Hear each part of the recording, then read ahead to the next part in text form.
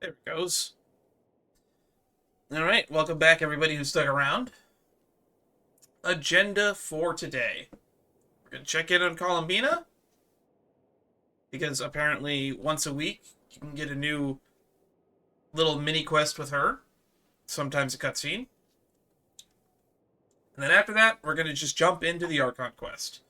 Which will be Song of the Welkin Moon Act 3 and 4, I'm told. I don't know how long this is going to be, but we have about the next 3 or so hours before I have to actually go to sleep. So we should be able to get a decent chunk of the way through. And then we'll jump right back into it tomorrow. We'll stream tomorrow night to get a little bit more in. So lately I've been streaming a lot of Genshin in the last couple weeks. In fact, before we went live today, I actually spent time editing the stream I did on the 18th, where we did a bunch of the side quests and world quests, where we did all of the world quests on Hisi Island, plus the power of research. It was like a 4-hour stream. I edited it down to like 2 hours for the VOD. It's uploaded on the YouTube channel. The video is private right now, but I'll probably have it uploaded by the 3rd. With chapters on it. And, I guess there's that. I'm still suffering from allergies, so hopefully I am going to cough a lot less and wheeze a lot less, and hopefully I don't throw up on stream again like I did on the 18th. Although if you watch the edited version on YouTube, I cut that scene out. Just because it was basically me hacking my lungs out for almost a minute straight. Not exactly ideal content. Especially since I'm already way down shoved in here in the corner. Yeah. Other news that has happened since we have last streamed. It's now been 8 weeks. So the Temp It Yourself mission, you should have your first free 5-star constellation if you haven't gotten one yet. So I now have... That is the wrong menu. Let's just do it through the pause menu. I now have Constellation 2 Wanderer. There's no such... And then next week I'll probably set it to... Probably Kaching, maybe Dea. Dea makes the most sense. Because, Dea's already at, like, C2, I think, or C1. This thing is pure freedom in this. But, like, a lot of the characters I could choose, I don't have. All of the standard banner characters are on there, though. So I can grab Dea, I could probably grab a Jean Constellation. Like, what does hers do? Speed of get... That's not good. What about you, Kaching? What does your C2 do? Normal and charged attacks hit opponents affected by Electro. They have a 50% chance of producing elemental particles. That's pretty good. World. Means shields Even more the wind often. cannot blow on forever.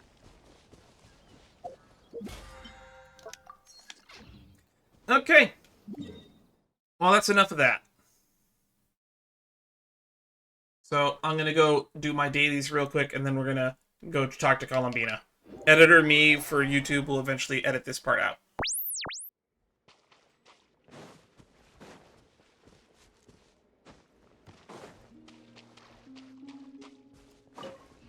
All right. This A is little not. to the left. A little to the right. Yes. Well done. I was gonna say it looks like she's not here. A little to the left. A little to the right. Yes. Well done. Oh, A little to the left. she's directing these A Kuhenki. little to the right. Yes. Well done. What is going on here? There's a bunch of gems on the ground. The atmosphere is a little unusual today. Are you decorating this flower field, Columbina? That wasn't me. It was them. So why are they decorating this field? You mean the Kuhenki?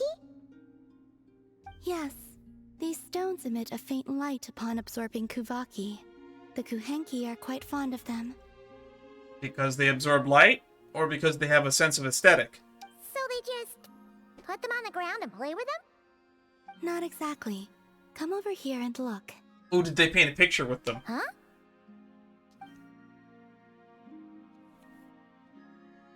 Ooh, it forms a picture when you look at it from above. Looks like it's a chunk short, though. That's right. I need to go collect some more. Oh, Come on, so you're don't leave me out? hanging. Let me see what it looks like. Yes, I know just the place. It's graced by the moon, so these kinds of stones are abundant. Want us to come with? Sure. Alright, then let's get collecting. We want to see what the finished picture looks like, too. I want to see what the unfinished picture looks like.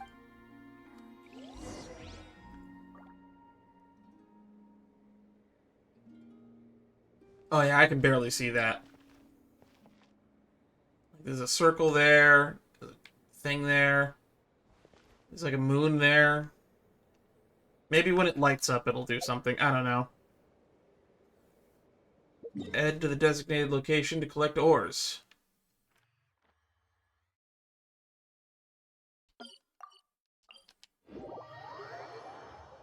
We did a quest here and helped a fisherman at some point for the Frostmoon Scions, and the reason I remember that The wind rises.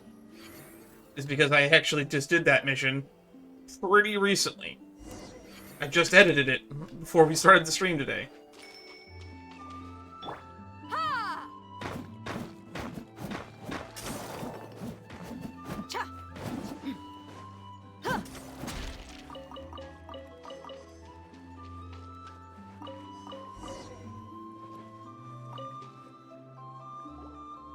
This should be enough, right? Feels like we grabbed a whole bunch. Come on, let's head back. Can't leave that artwork incomplete forever, right? Uh-oh, who's this? Ah! Quick, hide! Someone's here! Where am Oh no, not a lost child. Mommy? I want to go home. To be fair, if you're a lost child near Nasha Town, or I should say at Nodcry, there's only like 3 places I could probably send you. If you're on Hisi Island, I should probably send you to the Frostmoon Scions, but you're dressed like a kid from Nasha Town. Ooh, looks like she's one of the Frostmoon Scions. Is she lost? I'll go help her. You will? What do you mean you will? Why wouldn't I? Yeah, of course. She sure looks like she needs it. The Frostmoon Scions are deeply wary of outsiders, correct? You have no antlers. The hour is late. What if you scare her off instead? We're actually pretty well respected around here for some reason. I can't even begin to wonder why. Okay, that could happen, but we can't just do nothing. Come with me then. Why? Huh? I still think the direct approach works here.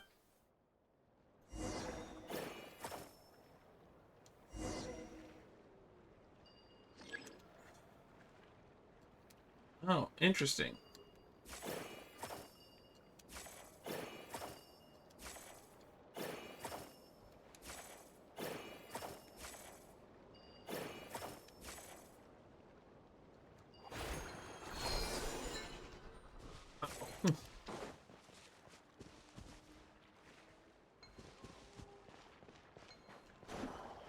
Whoopsie.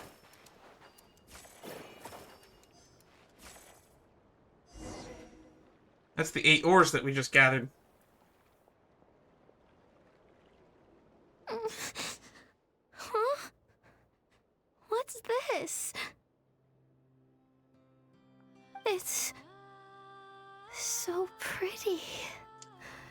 It's glowing rocks. That should do it. And off she goes. That trail of stone should lead her back to the Frostmoon Enclave. Kalambita said she doesn't want to be treated like a god, but she helps those in need all the same. Wait, what about the painting? can always collect them again later. It's alright. We can finish it some other time. I like watching people find their way back home, to the place where they belong. Because you want to find your way back home. Because on your own, that sounds really creepy when you say that out loud. New Moon's Embrace.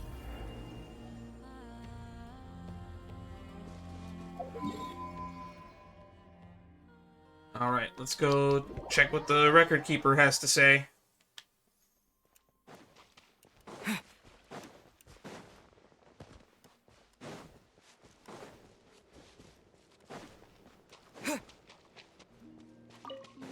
Fierce waves battered the lonely isle for hundreds of years without ceasing.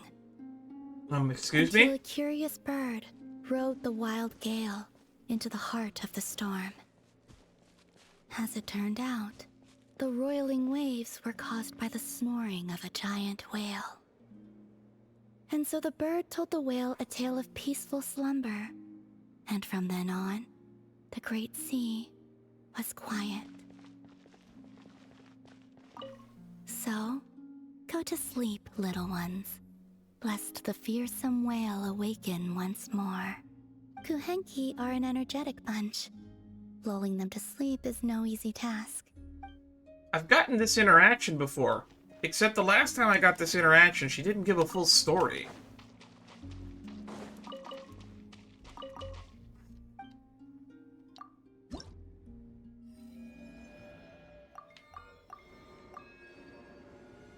Genius mechanic repaired her broken instrument with great skill. You can't help but wonder what kind of music she'll produce.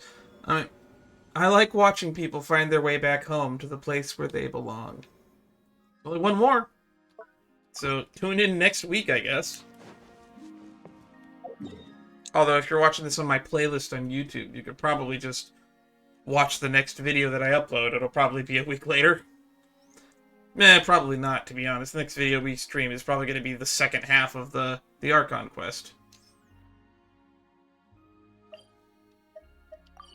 Alright. Let's go talk to Yanfei. What's Yanfei doing in a lawless region? You know, if I was in a country that didn't have laws or a government, a lawyer is like the last thing I would expect to see here. He's at the Voynich Guild.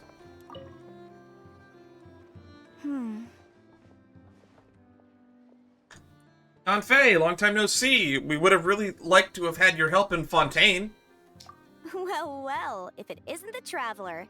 It's been a while for sure. Didn't expect to see you and not cry. So what brings you here? Oh, if only. Not cry's even more lawless than I could have imagined. It is very lawless. How should I put it? Well, that's just it. This place is quite literally a lawless land. Even if I was hired to provide legal assistance, I suspect it'd all devolve into everyone resorting to the Final Defense Manifesto to air their grievances. Is that like stand your ground law? Ta-da! Here's your answer. The most direct method of self-defense.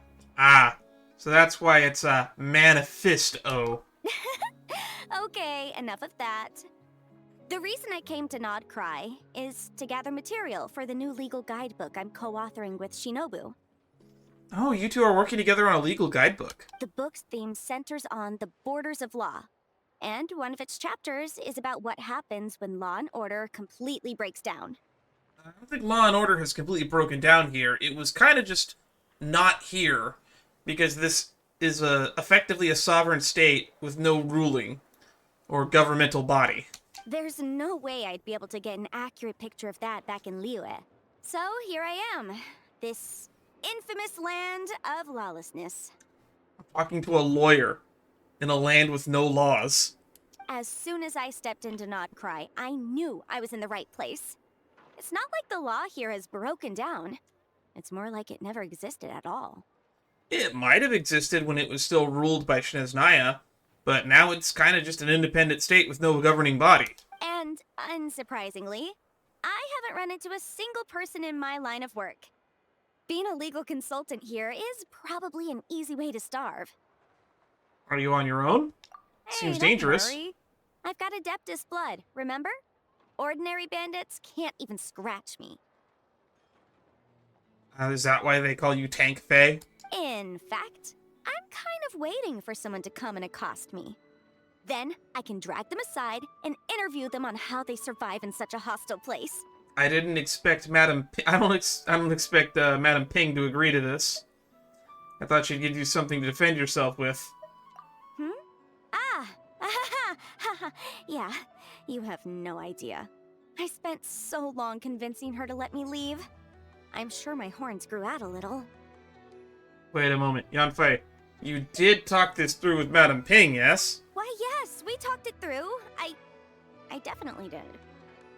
And she definitely said yes, right? Yes? Yeah, yes, yeah. Oh, Granny God. just loves me to bits, you know, and we spoke for ages. She didn't agree to this, did she? Anyway, I'd love to stay and chat, but I've got an appointment with, the Curatorium of Secrets, that's it. So, without further ado, I'll be getting a move on. Yanfei, get back here! I need to give you Yokota's contact info. See you! Bye! She's just gone. Academic interests. You run into Yanfei and Notcry. She seems to be conducting academic research. What is she hoping to find in this lawless land? And how will it support her legal studies? Does she have an About Notcry line?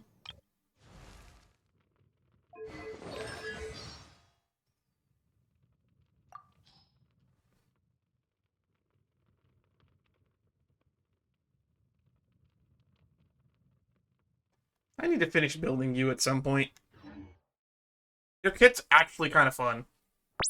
Alright, now that that's all out of the way, it's time for Act 3. A nation that doesn't exist. Hidden in the shadows. Behold!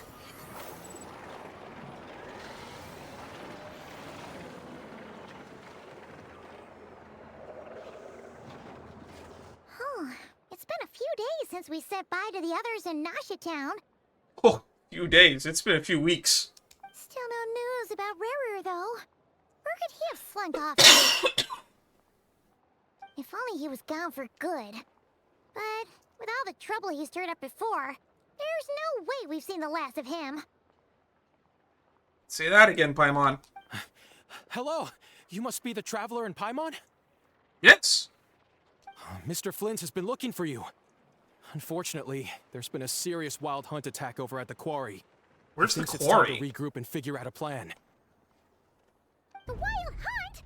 Oh, uh-oh. We better get over there right away. Come on, let's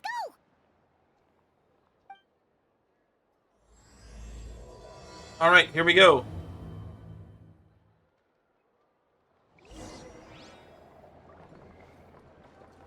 Meet Flynn's at the quarry. Where's the quarry? Oh, this is the quarry? I've actually never explored this spot.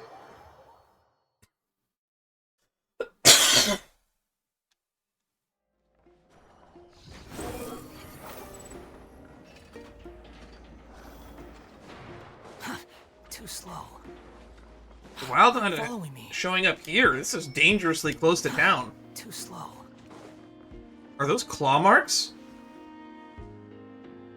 I'm only sharing this because I trust you. Proof of cognoscenti, that's not something you just leave lying around. Oh. We're definitely doing that later.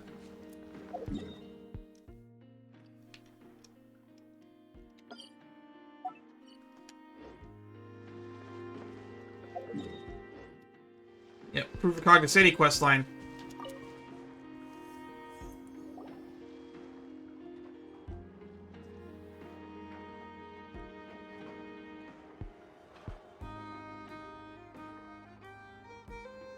Oh wow, the gang's all here.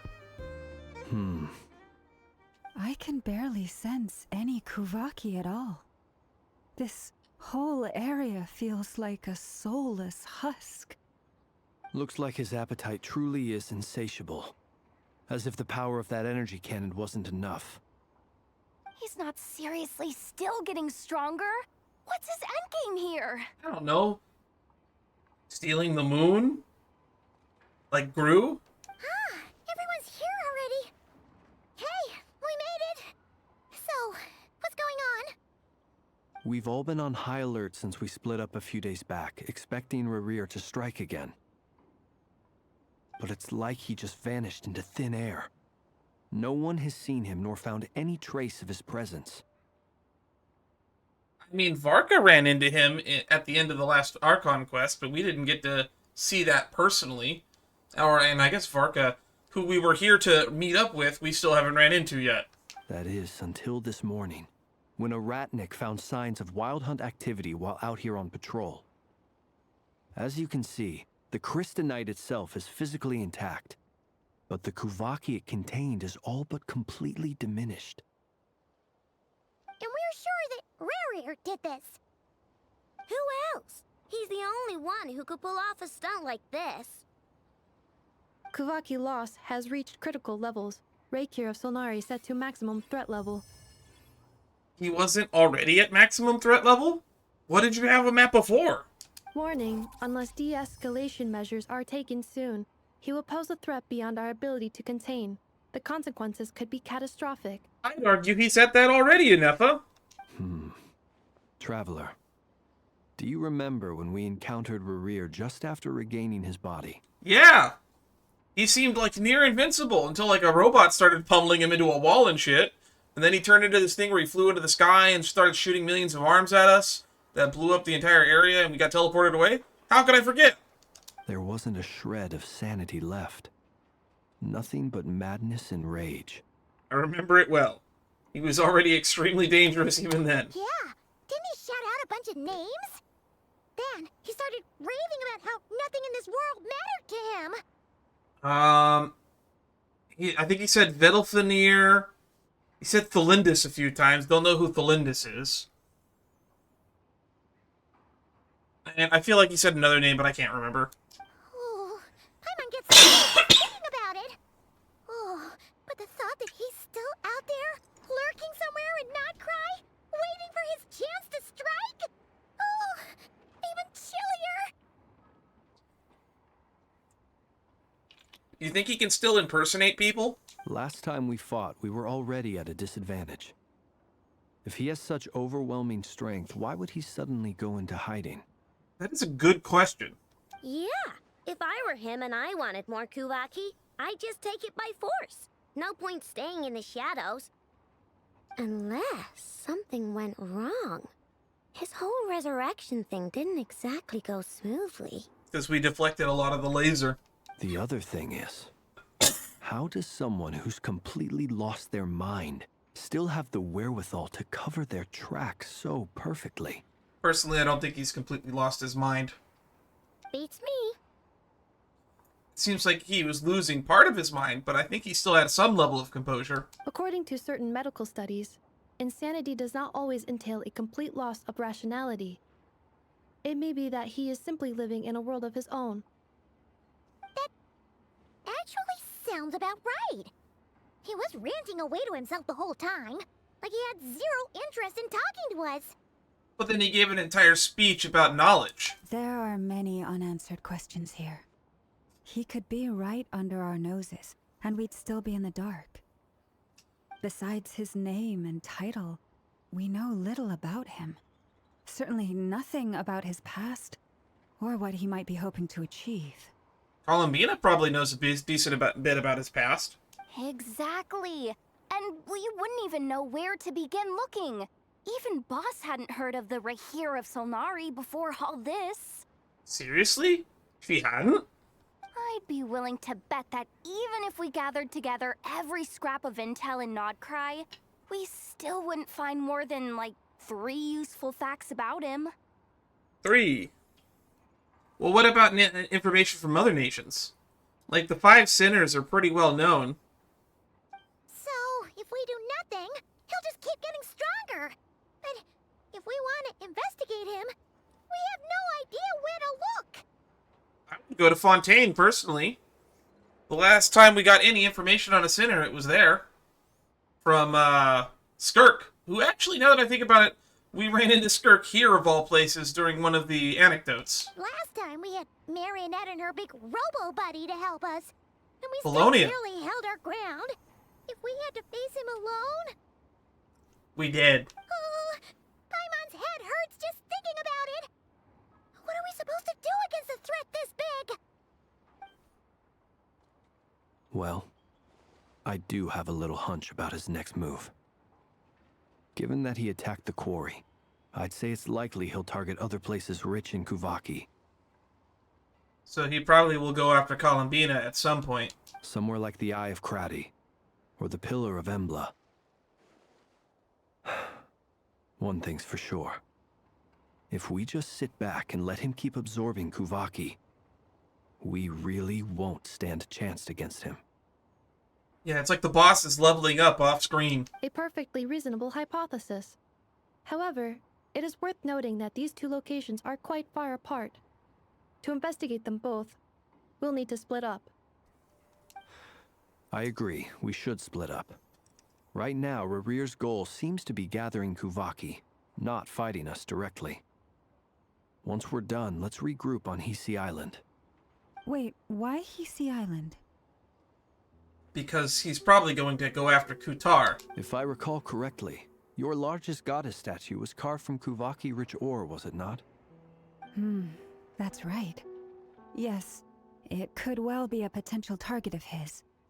I should head back and start evacuating the pilgrims. Good on you. Splitting up's always gonna be risky. But I guess we don't have much choice, right?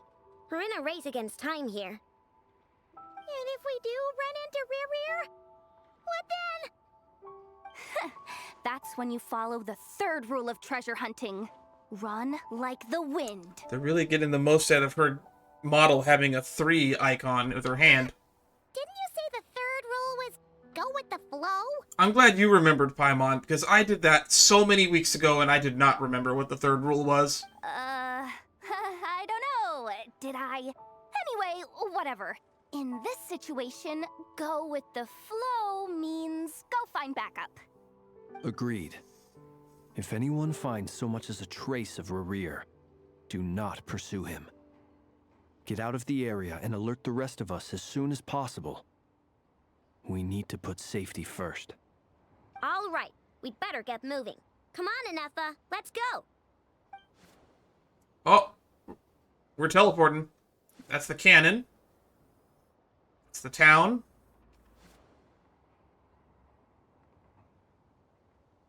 It's the statue on Hisi Island.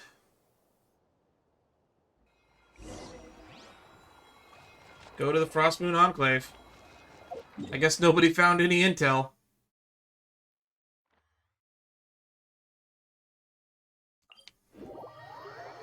Why are we meeting up here? Isn't there a better place to look in the Frostmoon Enclave? Alright, why are we meeting here and not at the actual Frostmoon Enclave? Any leads? Please tell me somebody found something. Nope. Diddly squat. No clues to where he might be hiding. It's like he's a ghost. He is a ghost. It feels like we're sitting on a power God. plant that could go off at any second. Oh, I hate this feeling. I'd rather face him head on than be left hanging like this. Why does Yehoda get all the cool inner monologues? So, you guys didn't find anything either? Not loving the word either. How about you, Flints? I questioned a few Ratniki and eventually narrowed my investigation down to one suspicious individual. But by the time I got to his place, he was already gone. I mean, that's more than what we got. Almost as if he knew someone was on to him. Either that, or he's just extremely cautious and doesn't stay in one place for long. He's been biding his time for a while now. The question is, where or what is his next target? I still think Columbina is a good idea. No idea. Since regaining his body, he seems to have lost all interest in the fragment in my possession. If he did still want it, he's had plenty of chances to take it. All we can do now is hope that Aino and Anefa turn up some leads. Darn it, Rerir. If you've got the guts, come face me one-on-one! If he shows up right now, I'm gonna laugh. Wait, Something happened. he's actually here? I didn't mean it, I swear! No, it's coming from Silver Moon Hall. Silver Moon Hall. The Lady Kutar might be in danger. Let's get over there! Darn, I told you we should have just gone there. Idiots! Every single one of you!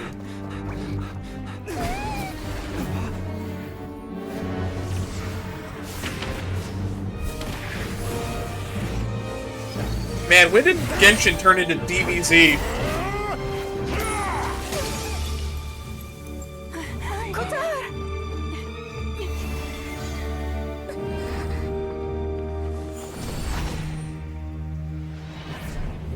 That's cool. That was a close one. Why is he attacking the damn select? What's going on? No time for questions. Stop him!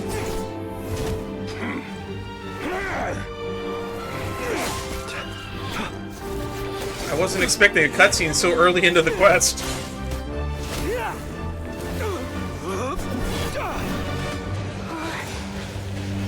This is insane. Yehuda, get Kutar out of here. On it.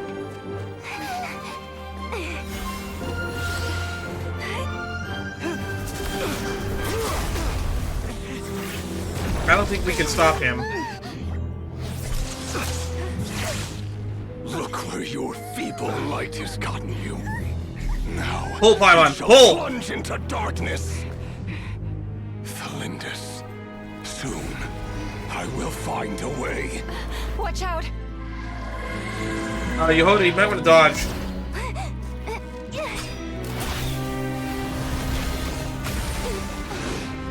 Oh. She get hit? Oh, she got hit. That's not good.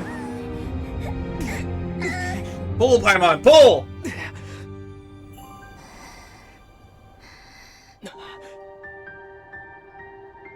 Oh, that's from all the little things we did over the week.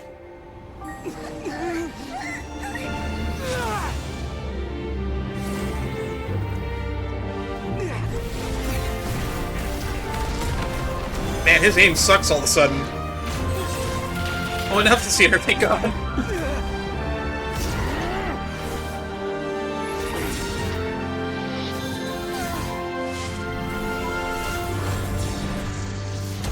Man, being able to teleport is such a bullshit power, and boy, does it come in handy. Oh, that's not good. Find them, even if it means turning this place to ashes.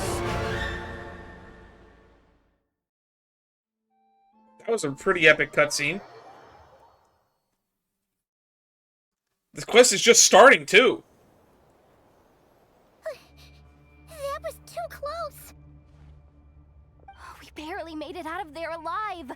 What's that guy's deal? How'd he get so crazy strong? Also, where'd you teleport us to?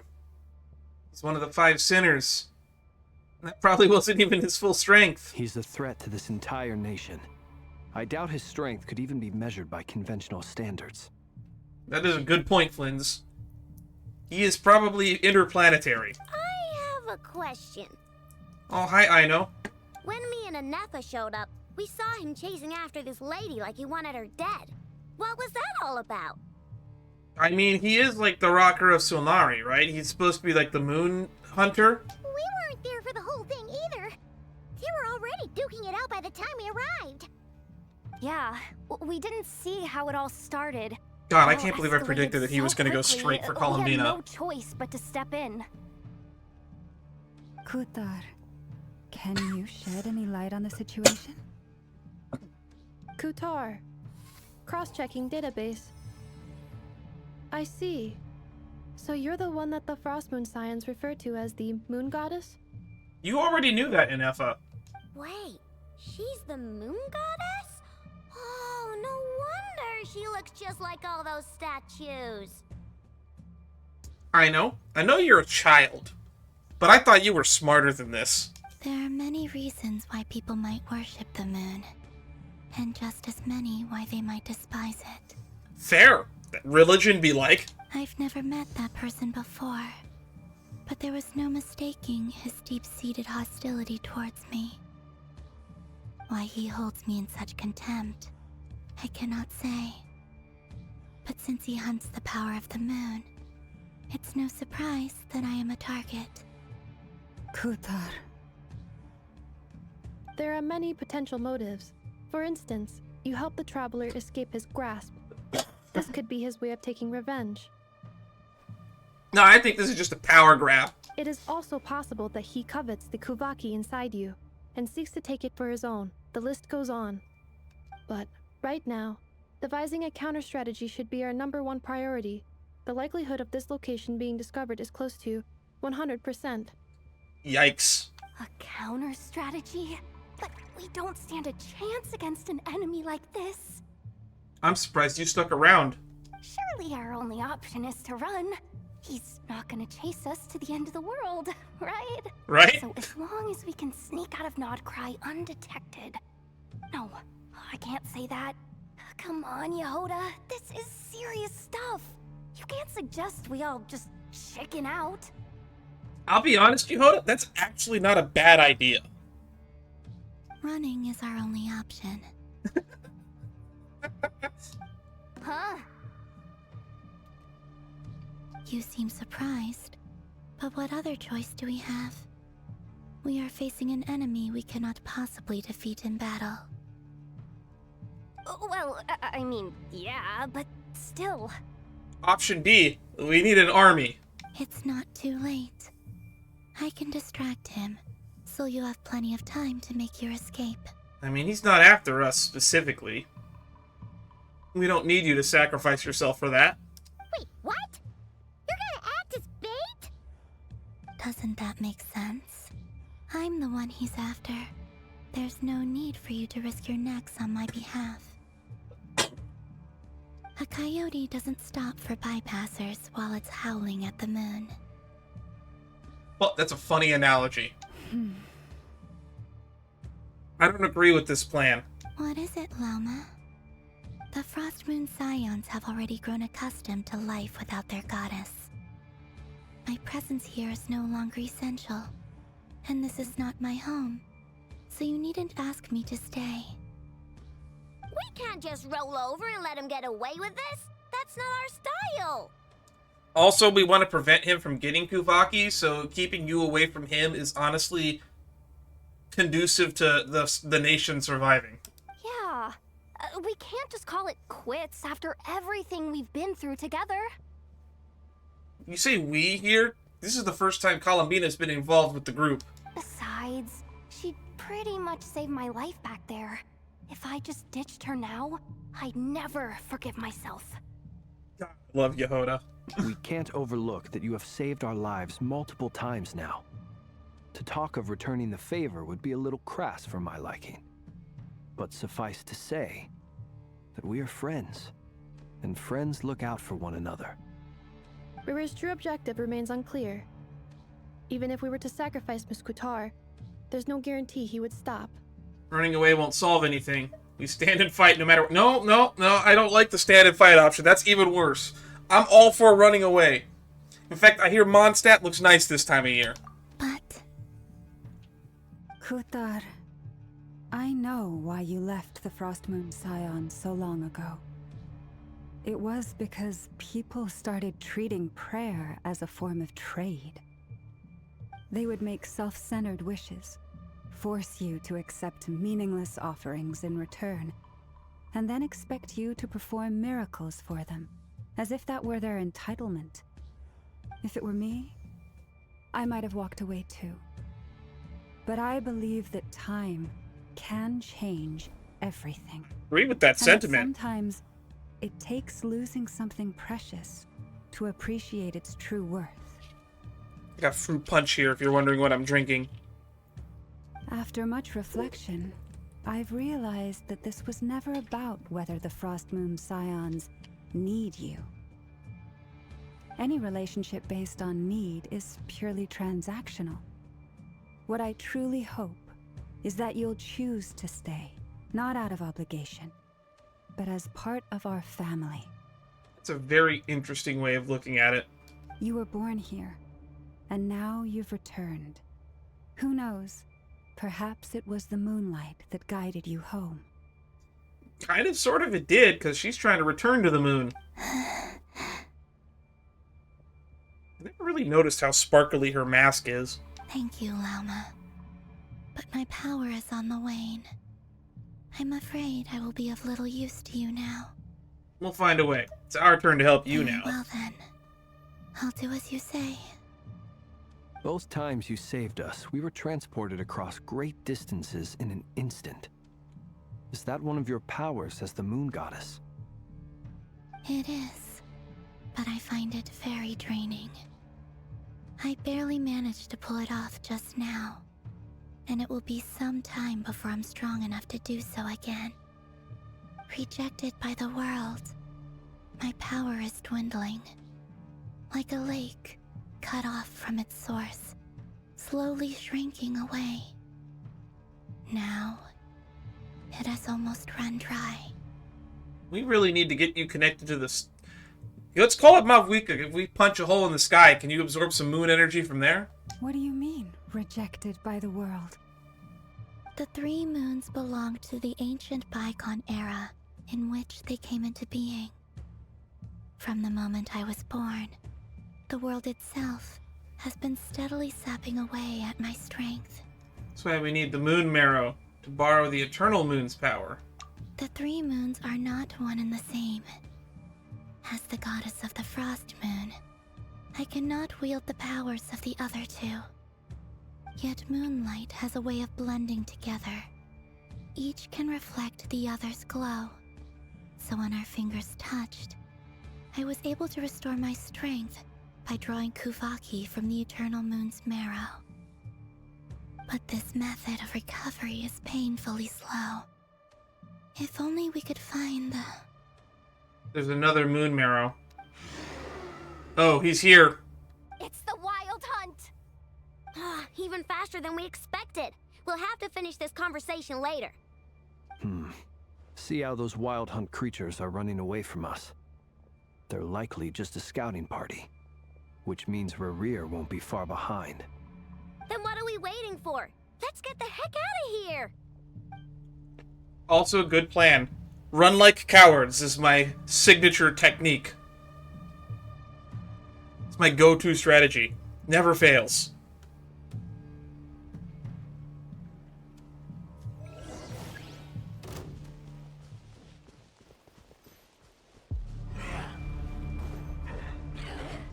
Break out of the Wild Hunt's onslaught. Oh. Just defeat them, then escape the encirclement. Got it. Quit following me. That was too close. We barely made it out of there alive. What's that guy's deal? How'd he get so crazy strong? Oh, wow. He's a threat to this entire nation. Oh, that's annoying. I doubt his strength could even be measured by conventional standards. He's a threat to this entire... I didn't know that I could accidentally walk back into the cutscene. After this lady like you wanted her. By the Frost Moon of old. Alright, here we go. This is a weird party. The long sleep beckons. Oh, they just keep coming! This is driving me nuts! Rerir's closing in on us. You need to pick up the pace. There's too many of them! And this time, we can't fall back on Kutar's health to escape. There's so much happening on screen with this party. For the everlasting forest. Flash attack! Beware the creatures of the night. Ultimatum protocol. Installation channel deployed. They just keep coming. Forest, protect us. With one heart, we pray. Close your eyes. Ding dong, water bomb!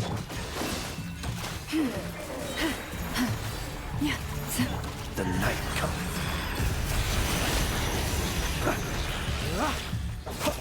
By the frost moon of old, Look, a rainbow! Preparing for dust up. Accelerate. receive my blessing. Be silent. Observe. Fear the dark. Beware the creatures of the night. I am just spamming abilities. I have no clue what is going on screen.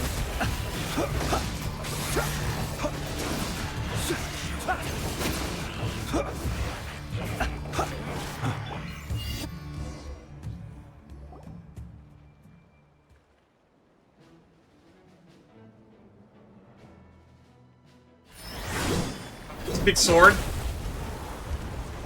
Is that the wolf's gravestone? There he is! Fuck is here!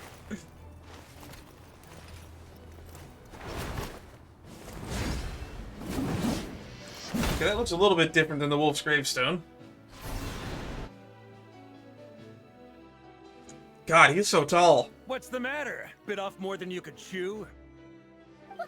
Who are you? Uncle Varka! You're back from Amsfartnir? Where is Ansfartnir? Oh, you're Varka? Grand Master of the Knights of Favonius? We could save the intros for later. Right now, let's get you all out of this hellhole. Follow me. I know somewhere you'll be safe.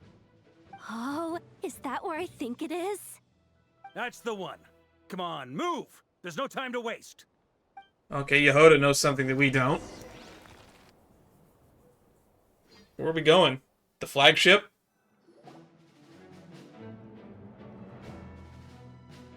Where is this? Wow! Where are we? This is so well hidden.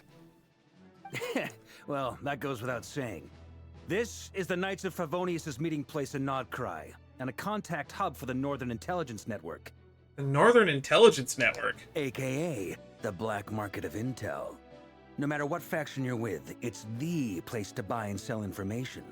Their headquarters are in Nodcry, but they've got contacts in every nation. As an expeditionary force on foreign soil, working with them has offered us the most effective way of getting our hands on reliable local intel. This is where we meet, so naturally, it's secure. Cool, where are the horses?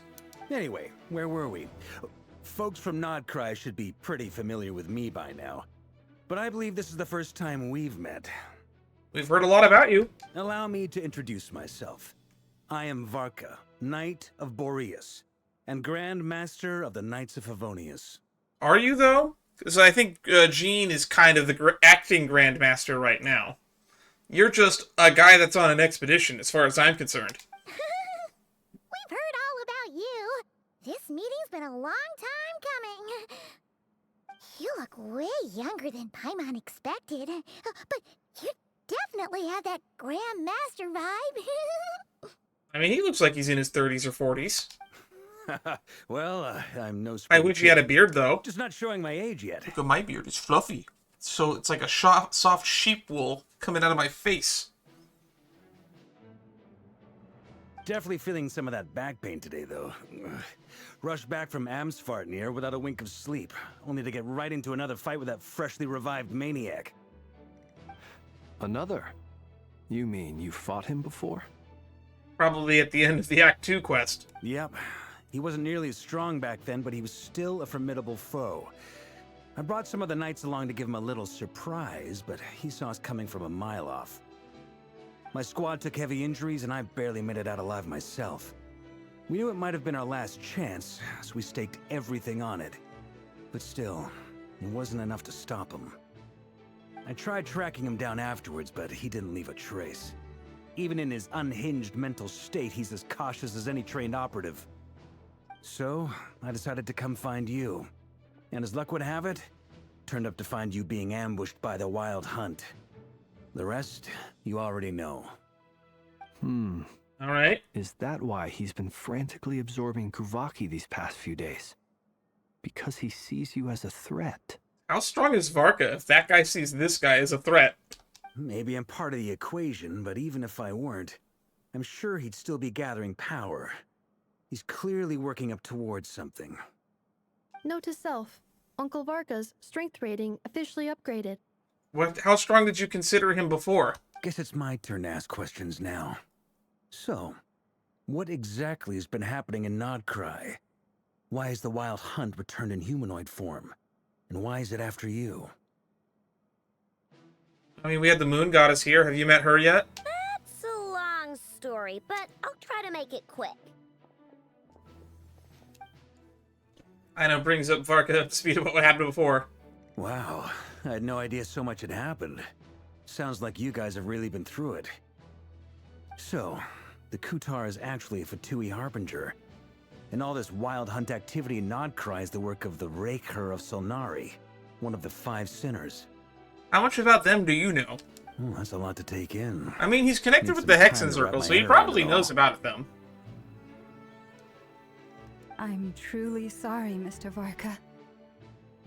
So why did the Frostmoon Scions know about Varka? You stood with us against the Wild Hunt and did everything you could to stop it from escalating into a full-blown catastrophe. And then, the one time you're away, it all comes to a head and all your hard work gets undone. I mean, that's kind of how catastrophes work. When the people that are stopping them from happening go away, they happen. You've got nothing to apologize for, Miss Moonchanter. You can plan 100 steps ahead and still slip up. That's just life. No one knows what tomorrow holds. You can't predict which way the wind will blow next. Unless you're like a Noose in Honkai Star Rail, that guy seems to predict everything with 100% accuracy. And, to be perfectly honest, I can't say I'm surprised. For all the times we've defeated the Wild Hunt in the past, we've never been able to completely wipe it out. Turns out, we were just delaying the inevitable. But now that a new variable has come into play, fate may well take a different course. A new variable? You mean us? Who else? And in a strange way, I think his resurgence might not be an entirely bad thing. The Wild Hunt is like an unrelenting force of nature, but Rerir is an individual with an agenda. He's gotta have a weak spot somewhere. Probably the name Thelindis that he keeps bringing up. That said, while Ino was explaining everything just now, some of the points that Mr. Flint's added caught my attention. You mean about our mystery ally? Right, the one that put a shield around Hisi Island when the cannon was blasting around. So I didn't think about it at the time, but somebody pointed it out to me in a comment that it's most likely that the person that shielded Hisi Island during the Act 2 quest was probably N. Or no, was it N? The Hexen Circle lady whose name escapes me right now. That's right. From what you've said, not only did they lead you straight to some key files... Oh, you're talking about the also shielded ghosts! Hisi Island from a lethal Kuvaki blast. Oh, you think that the ghost is the same person? I don't know who or what could pull something like that off. Heck, even Miss Columbina doesn't have a clue.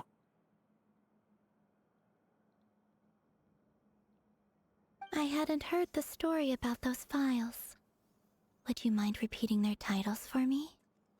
Oh, interesting. Wild Hunt Phenomena Log, a Nodcryan Ratnik's Field Journal, and Kuvaki Survey Log. Oh. No. Still doesn't ring a bell. Why would it ring a bell to you? Another dead end. Guess all we can do now is hope that our mystery ally keeps showing up when we most need them. Still, it's safest to assume they won't be intervening again. From here on out, we'll have to resolve this crisis by ourselves. Your intel also explains something else I've been wondering about.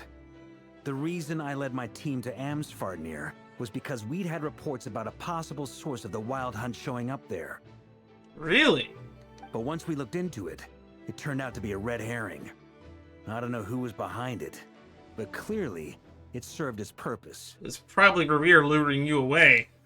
I doubt it's by chance that he happened to make his comeback while my attention was diverted. And from everything you told me, it sounds like his scheming began well before his return. So maybe luring me away was all a part of his plan. But is it even possible that he orchestrated all of this by himself? Yeah. The Moon Maiden and the Rerir of Solnari. Nodcry of all places. The way everything is unfolding, it can't be a coincidence. Anything you want to share with the class, Varka? So, what do we do now? Got any ideas? Right now, we've got at least 3 things to consider. Let's go through them one by one. Alright, what's the first thing? First, we need to figure out how to take down Rerir. If we can't beat him in a straight-up fight, the rest won't even matter. To my knowledge, the bulk of Nodcry's fighting force is already gathered here. But even with everyone united, we're still no match for Rerir in his current state, let alone with his power still growing. What if there was a way to tap into a new power of our own? Ooh? What do you have in plan? How so? Have you thought of something, Columbina? 3 moons once watched over this world. The Eternal Moon was the largest. The Frost Moon was the brightest. And the Iridescent Moon was the most mysterious. They say that back then, the 3 moon goddesses wielded immense power. Enough to shape the workings of the world itself. Because I think if I remember correctly, they predate elemental energy on the planet. I now bear the Frost Moon's power, and the Eternal Moon's marrow resides within the Traveler. Hold on. Are you suggesting... We gotta find the iridescent moon marrow. The iridescent moon. The last piece in the puzzle. That's right. If we can find the iridescent moon's marrow, I will be able to regain my strength much more quickly. The 3 moons are said to stir the tides and illuminate all things. Perhaps they hold further secrets beyond our understanding. According to my analysis, the solution is feasible. However, it is subject to one major condition. How do we locate the iridescent moon's marrow? No clue. I know a way, but we will need to visit the Fatui's Experimental Design Bureau. Oh. It's probably in the area they're tunneling into. The Experimental Design Bureau? Are you saying we need to involve Marionette? I personally think we should be involving her regardless. Yes. I must speak with Sandrone. It's a long way from here to the Experimental Design Bureau. There's a high chance you'll be spotted. You shouldn't go alone. I will go with her. Then that's settled. Next up, our second priority. Somehow, we need to figure out Rerir's end goal. Yeah, good luck with that. As you saw for yourselves, when he was still in his wild hunt form, everything he did was for the sake of recovering his body and resurrecting himself. His first act since then, after laying low for a while, was to try and assassinate this young lady. I think he's just trying to gather Kuvaki, but People's he also probably obsessions wants to kill often her. reveal their greatest vulnerabilities. There must be a reason why he despises the moon so deeply. Perhaps it sheds some light on his title, the Rerir of Solnari. Doesn't it mean Chaser of the Solar Chariot is what that translates to, roughly? The Wild Hunt has plagued Nodcry for centuries now. If we want to stop it for good, we have to get to the root cause of what's driving it. It's true. We still know very little about him.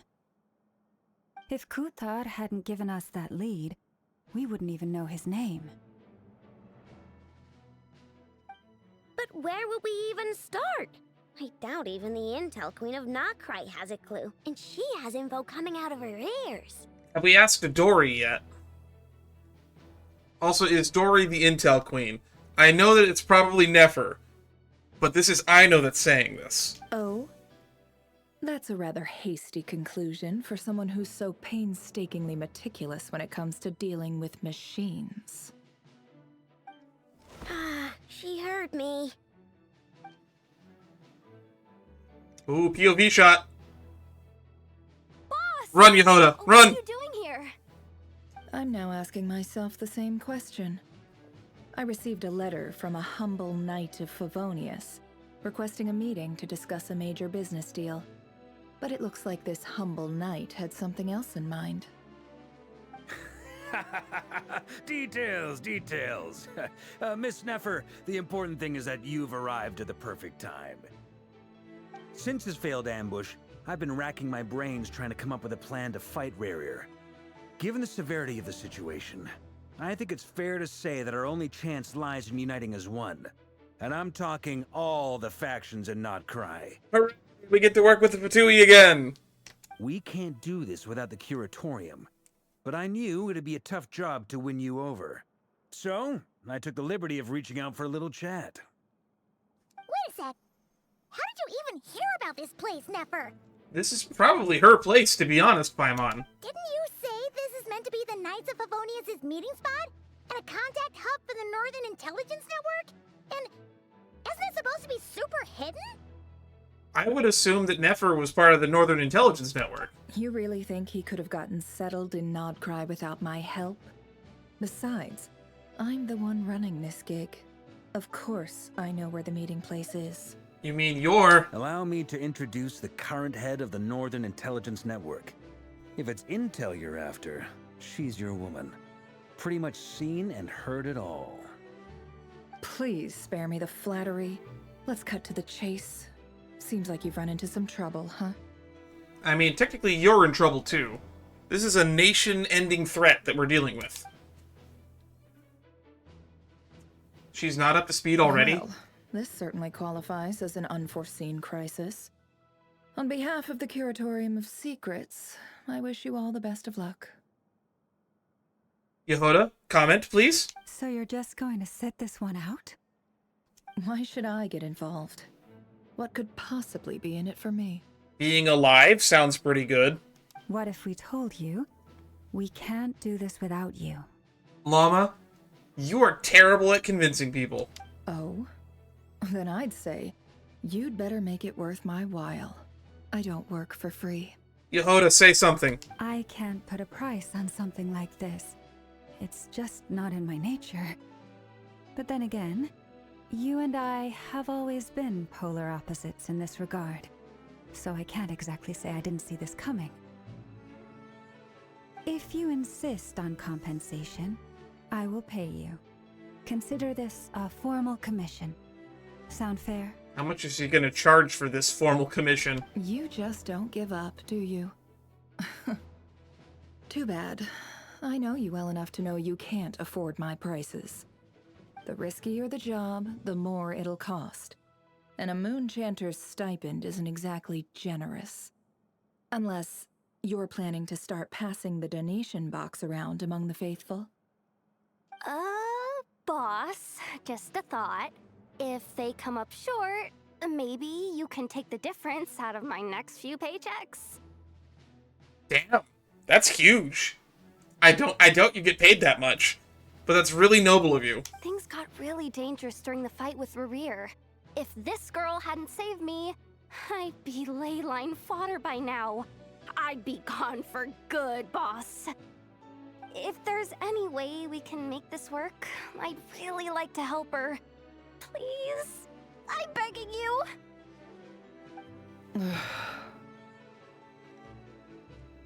What about you, Varka? How deep are your pockets? This is why I'm always telling you never accept favors. They are the hardest debts to repay. You have to be careful who you get involved with, or you invite all kinds of misfortune. Very well, Yehuda, I will help. But just this once. Don't count on this happening again. And honestly, the intel gathering sounds like it's the least dangerous part about all of this, so frankly, I think you're just kind of being a dick about it, Nefer. Flins, that fragment that Rerir was after, do you still have it on you? Of course. Let me borrow it. I need it to follow up on some leads. Wait, you actually have some leads? Shh. This is top secret information. Cool. Who do you not want to hear it? I get it. We all have things we'd rather keep to ourselves. Plus, I know we can count on you, so we'll leave the intel gathering in your hands. And that brings me to the third and final Right, item. this is only item We 2. need to find a way to distract him. We need time to make our move, so someone will have to stall him. I'm in for this part, no matter what. Anyone coming with? I already volunteered for part 1. Columbina is going with us, so who's going to stand with Varka? Count me in too. Ooh, Flynn's is going. Nice. Come off it, you two. Quit playing heroes. I'm way ahead of you here. Nefa did a scan of the Moon Goddess's Kuvaki signature, and we're gonna use it to make some decoys over at the Kramkake craft shop. Anyone who's in, follow me. Oh, that's super cool. Once they're ready, we'll deploy the decoys across Nogcry.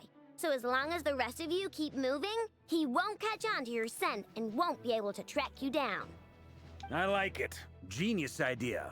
All right, we're going to play a shell game. No biggie. All right then, we'll split into 3 teams. Once your team has finished their mission, return here and wait for the others. Dismissed! Yo, it looks like she's about to cry. Ooh, are we gonna get a cool interactive board? We are gonna get a cool interactive board.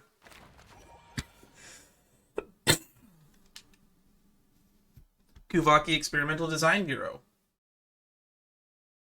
Look at the little drawing in the corner.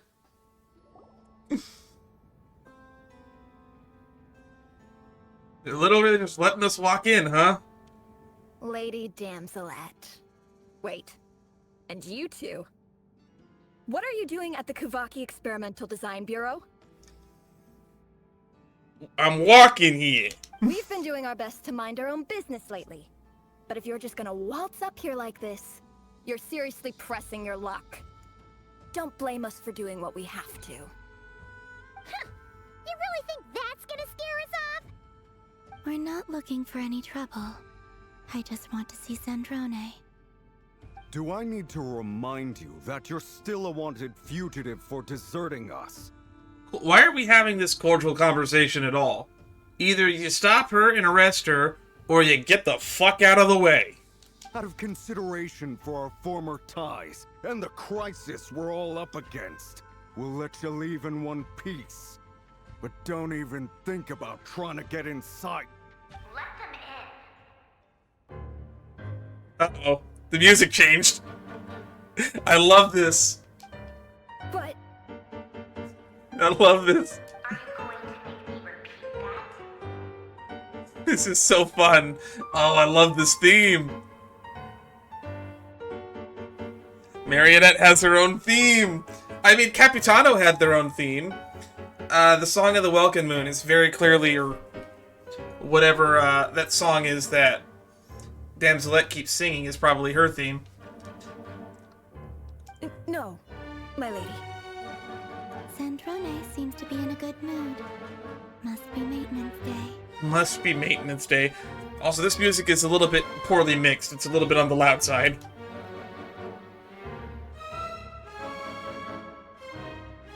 This kind of gives me like a nice little Russian pomp and circumstance.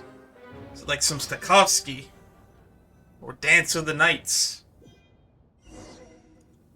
Maybe some Grieg. And it continues.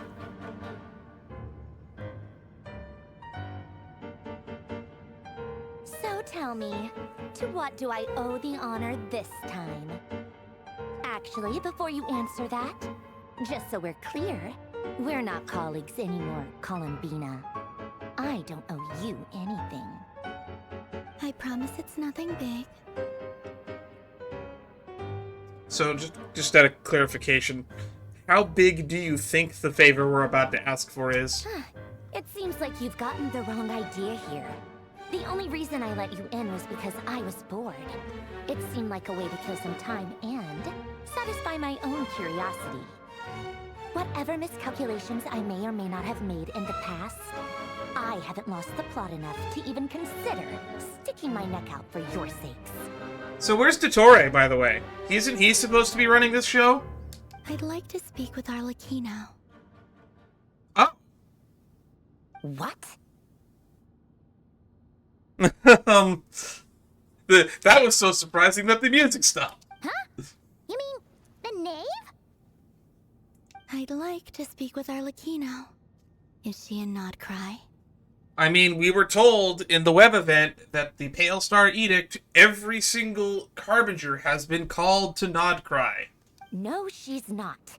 Once the work on this facility was completed, she went back with the Rooster and Regrator.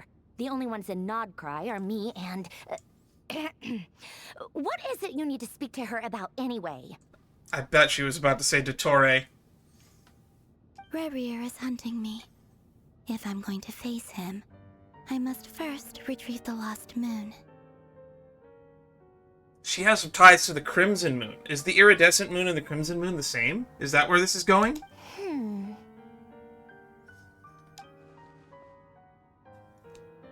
Marionette seems lost in thought, but doesn't look surprised. She must know more than she's letting on. I don't understand what Arlecchino has to do with the iridescent moon, Marrow. But at this point, I have no choice but to go along. God, you're dumb, Ether, I forgot. Is that a no, then? We're only doing this to stop Rerir. He is our common enemy. As if I need reminding. I was this close to settling things with him before someone decided to whisk me away to their weird little garden. I think you were about to lose. But hey, you got him to use a lot of effort. Have you held any tea parties lately? This conversation is getting really weird. Tea parties? Yeah, obviously. You don't seriously think we'd pack it all in just because you aren't here. If anything, they've been more eventful than ever. Just me, Arlecchino, and a bunch of insolent, insensitive guests who won't stop asking where you've gone. Oh, they've been a real joy. I bet you served them the worst tea you have. Just like you used to do to me when I upset you. Who cares about how good the tea is when there's no one around to drink it? I keep losing people. Losing people? Are they dying or leaving? First Rosaline, now you. Ah! I'm running out of people who can make me laugh. Honestly, what could be more ridiculous than a multi-centenarian goddess who's only ever had the plain herbal tea she received as offerings? So about Rosalind, sorry about that? You'd always brew a different type of tea for me each time. Was it really just to see how I'd react?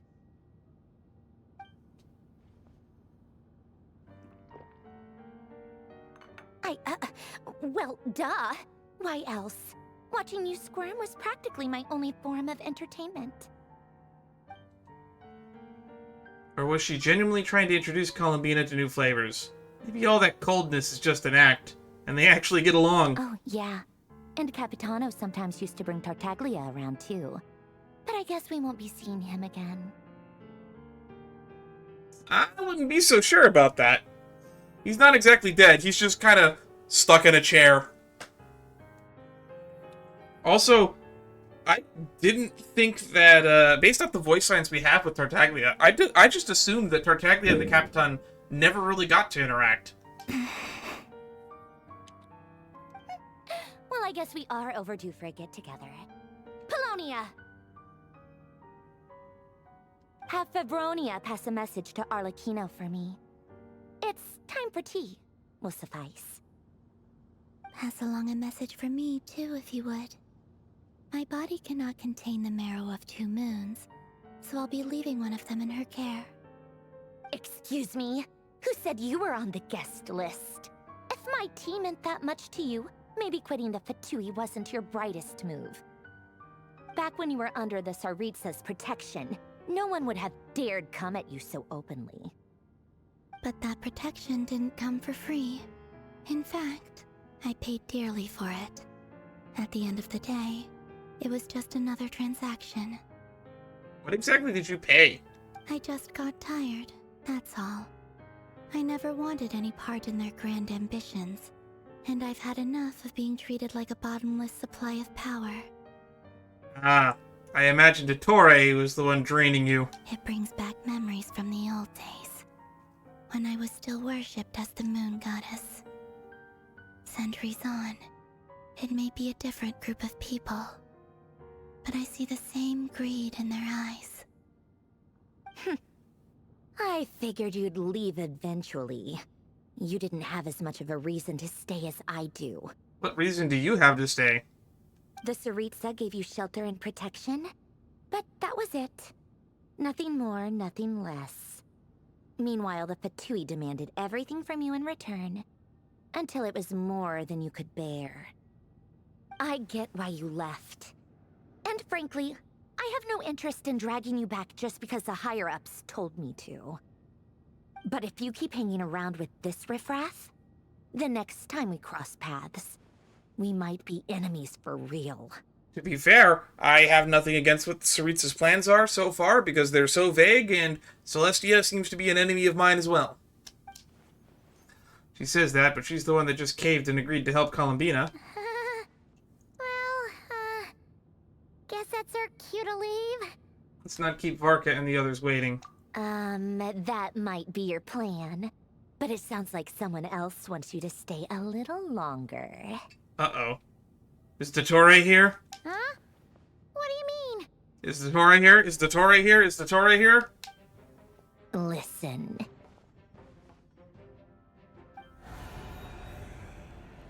The Wild Hunt's roar. Oh! That's someone. My lady, it's the Wild Hunt. A horde of monsters is headed straight for the facility. Another uninvited guest trying to crash my tea party. Clear the area. I'll handle this. Polonia. Wait, what? You want us to leave you here by yourself? She has an army with her, Paimon. She'll be fine. You'll be lucky to make it out of this alive. You really think you can afford to worry about me? Go on, get out of here. You may have stopped Polonia from crushing him last time, but I've made sure that won't happen again. The entire Experimental Design Bureau is rigged for war. That's actually kind of good to hear for once. Stay and watch if you want, but it'll be at your own risk. You're not flagged as friendlies in a weapon system. Ooh, that's not a good sign. Yeah, we should probably hightail it out of here. Don't tell me what to do. Look, if you're leaving, make it quick, or you'll just get in my way. There's a secret passage on the second floor. It'll take you right to the plains out back. Stare all you want, Columbina. You're not getting another invitation to my tea party. I know. But thank you anyway, Sandrone.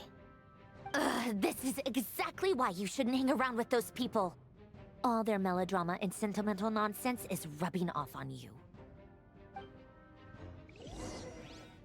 So I guess Dottore's not here. I mean, he probably is. Come on then, Mr. Rerir. Let's pick up where we left off. It's your Wild Hunt monstrosities versus my beautiful creations. Let's see who comes out on top.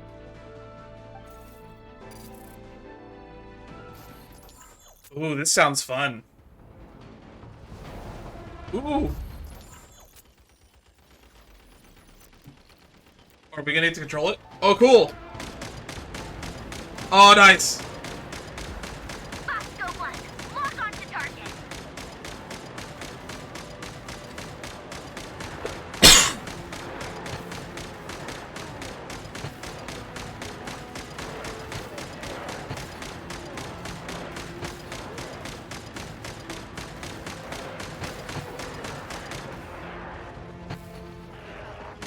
Okay, these ones are getting a little bit too close for comfort.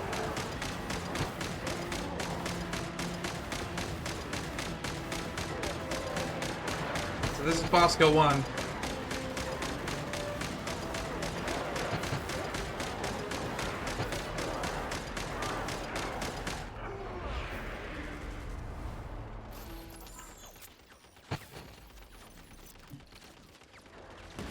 Good work, Bosco 1.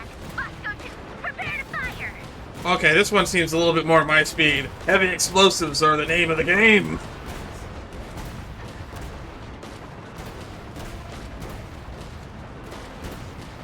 Just keep blowing them up. Just keep blowing them up.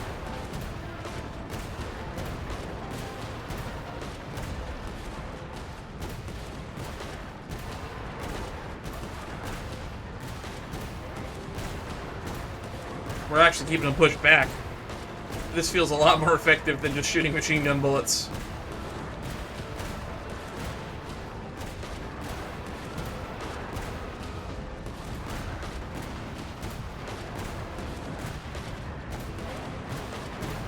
I wonder how long it's going to make me keep doing this.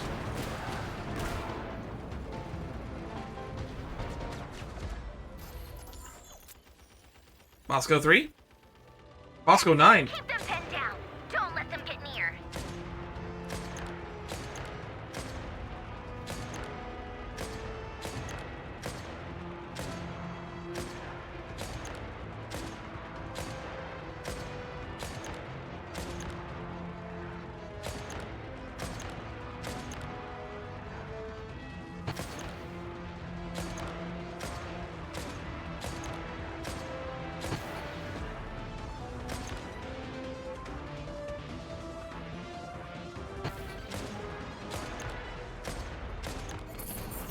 Yeah, that one doesn't seem as effective. Get in there and hold the line.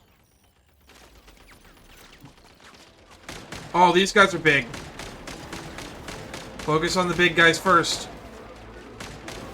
They're more tenacious than I thought. Whatever. This is where the real fun begins. I'm going to ignore the small fry entirely.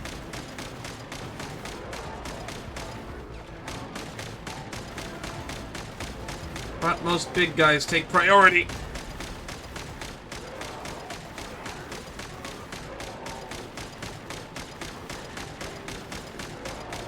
Don't worry. Once this is over, I'll put you all back together again. I promise.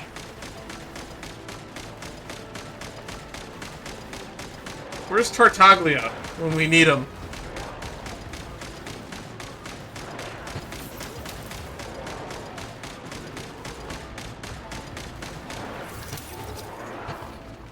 Warning, this machine is severely damaged. Finally, the Rerir himself. Time to... Uh-oh.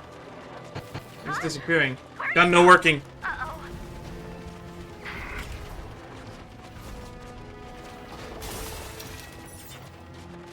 Can he tell when he's being looked at?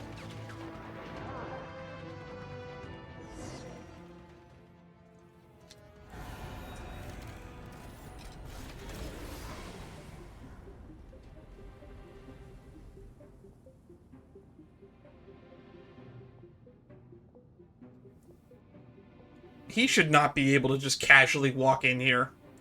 Also, this room is still destroyed from when we were in here during that world quest. Polonia, get him! I've upgraded Polonia again since our last encounter, and uploaded every last scrap of your data.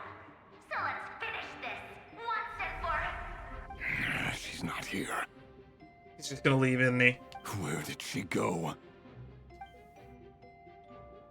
Hey! Over here, you big...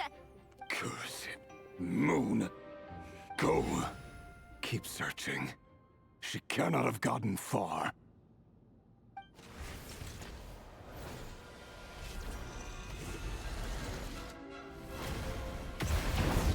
What did he do? Curatorium of Secrets. Nefer moving her hands in the bottom right.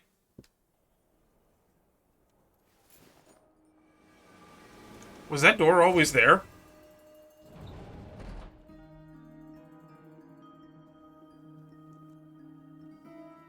This story seems to be moving at a pretty decent pace, to be honest.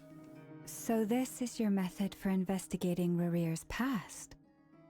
It almost looks like some kind of ceremony. Good deduction. But it's quite a different affair from what you're used to with the Frostmoon Scions. The Frostmoon Scions can use the Moon Marrow to look directly into the past, so I would say they probably are pretty well adept with it. Whoa! First time I've ever been in here. Boss always said it was off limits, so I pictured some kind of creepy dungeon. But it's actually kinda nice. I'm gonna just grab a screen cap of this for reasons.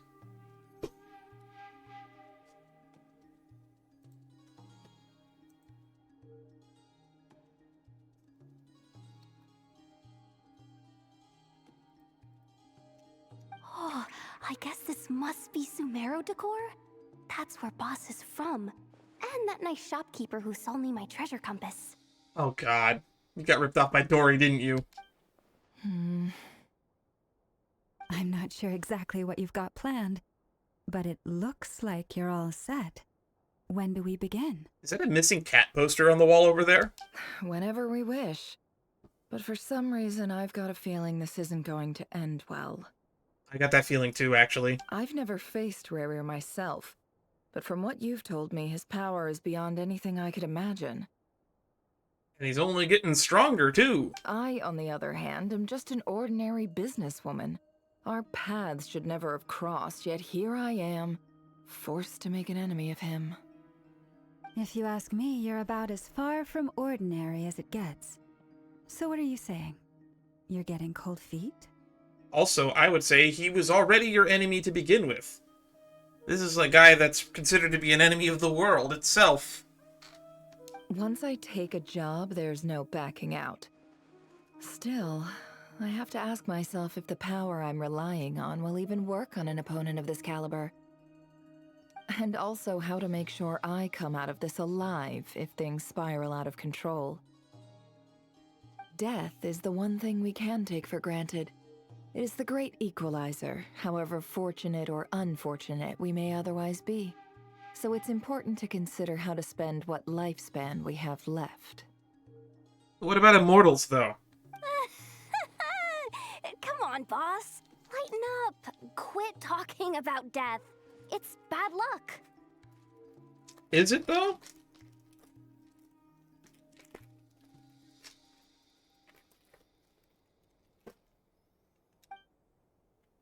For once, I agree with you. When you're up against a foe like Rerir, there's no such thing as being too prepared. What do you mean, for once I agree with you? Is there anything I can do to help? That won't be necessary. I've already made up my mind. Time to cash in a precious favor I've been saving for a rainy day. Yehoda, I need you to find someone for me. The sooner the better. Ooh, who are you gonna find? Find who? That shady merchant who sold you an overpriced treasure compass the other day. Oh. Come on, boss. You're pulling my leg again. In what way is she shady? She showed up when I was completely lost and sold me a neat little gadget that was exactly what I needed. Trust me, she's a good person. If it is Dory, I would label her a neutral person at worst. Anyway, I know who you're talking about. Don't go anywhere. I'll be right back. The sound effect.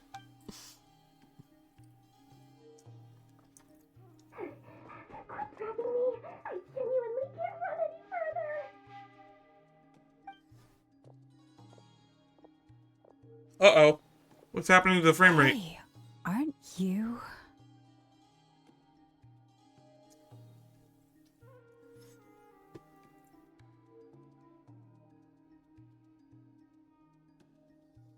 Give me a second while I fix the frame rate. It still looks like it's lagging. It's so annoying. Editor here. Sorry for the complications, but it seems to be that during the live stream of this, there was a lot of computer problems, probably because Windows was updating in the background during this point. I'm charging double Causing my a lot of usual system attendance fee. interrupts, so it looks like my mic cut out. See, look how easygoing she minutes or is. so. After that rude Don't worry, it'll awakening, fix itself she could eventually. have completely snapped at us. Sorry for But any interruption. instead, she kept it together and just asked for an extra fee. Dory Sangama Bay? I never would have pictured you two doing business together. If you want to make it big and not cry, it's all about connections. Lady Nefer just so happens to have a lot of intel that interests me. And she also did me a big favor in the past. It was back when I first arrived in Not Cry. My trusty assistant, the genie in my lamp, had an adverse reaction to the Kuvaki and fainted. And when you know it, that's when I suddenly find myself in a life-or-death situation. Good thing my compatriot was there to swoop in and save the day. I've been giving her a 30% discount off all of my goods ever since. Now, so that no one here feels left out, I'm willing to extend a 20% discount to fellow friends of Boss Nefer. Plus, any other friends you send my way will enjoy 10% off. What can I say? The great Lord Sangamabe is nothing if not generous.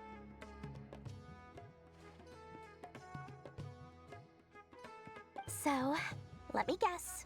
You've run into some trouble? I've got everything you could possibly need, and the more you buy, the more you'll save. You guessed correctly. What have you got in the way of survival gear? The one type of gear I've never been short on. What are you looking for? A jetpack fresh from the Academia's labs? An ancient suit of armor dredged up from the bottom of the sea? At the very least, I need to know what kind of opponent you're dealing with here. If even you're worried about staying alive, it must be pretty serious. What if I told you it's someone with the power to bring a nation to its knees? Is that so? Then we really are talking top-shelf treasures. I don't have anything like that in stock right now. I'll have to ask my supplier. Your supplier? A powerful woman, make no mistake. I can't reveal her identity, but luckily for you, I hear she's planning to visit Notcry in the near future. If you're willing to wait, I can ask her when she's here. Can't say exactly how long that'll be, though. Then, let me put it another way. What would you do if you encountered an enemy like that?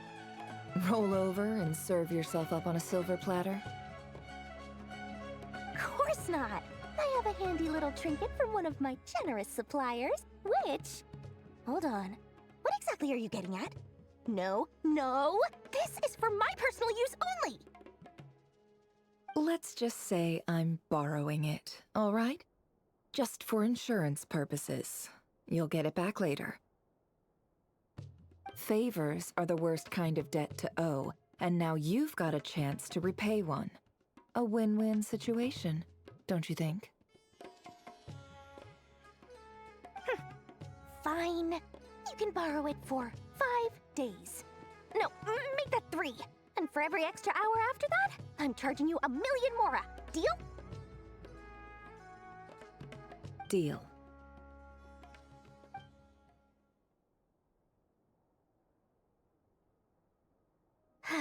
What a way to start the day. Now, was there anything else you wanted? Or can I go back to bed now?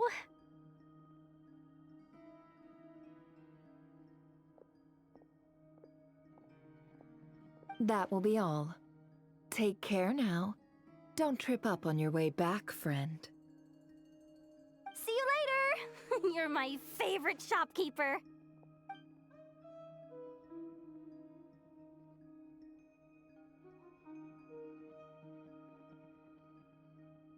Excellent.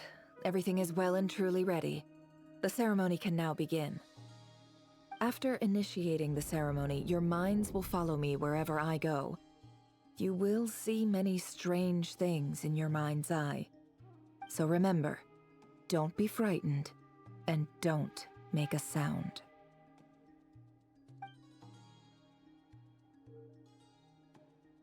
Now then, let us peer into the Rerir of Solnari's past. Doing the moon marrow thing, but through a different means. I made it. I don't recognize this style of architecture. Must be Conrian. Simple furnishings, table and chairs. It's a more ordinary house than I might have expected. I don't know what an ordinary Conrian house looks like, though, to be honest. Looks like the fearsome Rerir of Solnari came from surprisingly humble beginnings. Unless this passed for luxury in Conria. Unlikely. It was said to be a very prosperous nation in its heyday. Anyway, I'll keep exploring.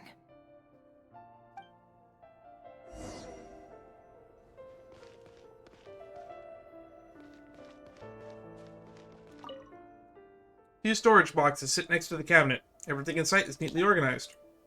Whoever lives here seems to be enjoying a pretty comfortable life. I think the frame rate is finally stabilized. No clue why that cutscene was causing it. Probably all the smoke effects, if I had to guess. A note. Handwritten note. Hi, Rerir. Since you're working extra hours tonight, I thought I'd keep myself busy by checking out that new kebab shop. I've heard good things about their menu. I'll test it out, and if it's as good as everyone's saying, let's go back together sometime. P.S. New stash from the Universitas Magistrorum. I brought some goodies home. A few teacups and a pin rack. Hope you like them. They didn't sign their name, but they must have been close. Sounds like they were living together. Probably a, what's the term? Significant other? Maybe that's the Lindis. It's the only name that he was shouting that I don't recognize.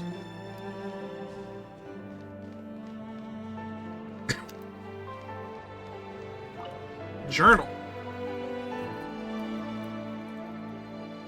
I went over to Joseph's for drinks today. They have a fine collection, but I went alone. Felindis was tied up with something and couldn't make it. Joseph asked why I came alone, but I didn't really have an answer. He then went on to ask about other things. If you ask me, someone who asks that many personal questions is too nosy for their own good. Funny given who's reading this. But if he invites me again, chances are I'd still go. The Lindis. That's the same name Rerir mentioned. Crane imports keep falling. If things don't pick up, we'll soon be back to meat and mushrooms only. Honestly, I'm not a huge fan of that new type of mushroom everyone's been into lately. Didn't it start out as a lab-grown variety? I heard it's even mildly corrosive. Seriously, why would you even eat something like that? Now I'm getting flashbacks to the Varessa story quest. I don't care if it's an impressive feat of alchemy. That just isn't the kind of thing I like to eat. Grain has to be imported, and they're eating a diet of mostly meat and mushrooms. Could it be because Conria is underground, so it doesn't get much sunlight? That would explain why they use so much stone in their buildings. They even use alchemically modified strains for food. Seems like the people of Conria don't have many options when it comes to dining. I've just about saved up enough now. Time to buy it and keep it somewhere safe. Making a big purchase. I wonder what it is. Most of what's written in the diary is the mundane details of everyday life. It's clear that the author was an ordinary Conrian, or at least that they were passing themselves off as one. The author's handwriting doesn't reveal anything. It's neither showy nor stiff.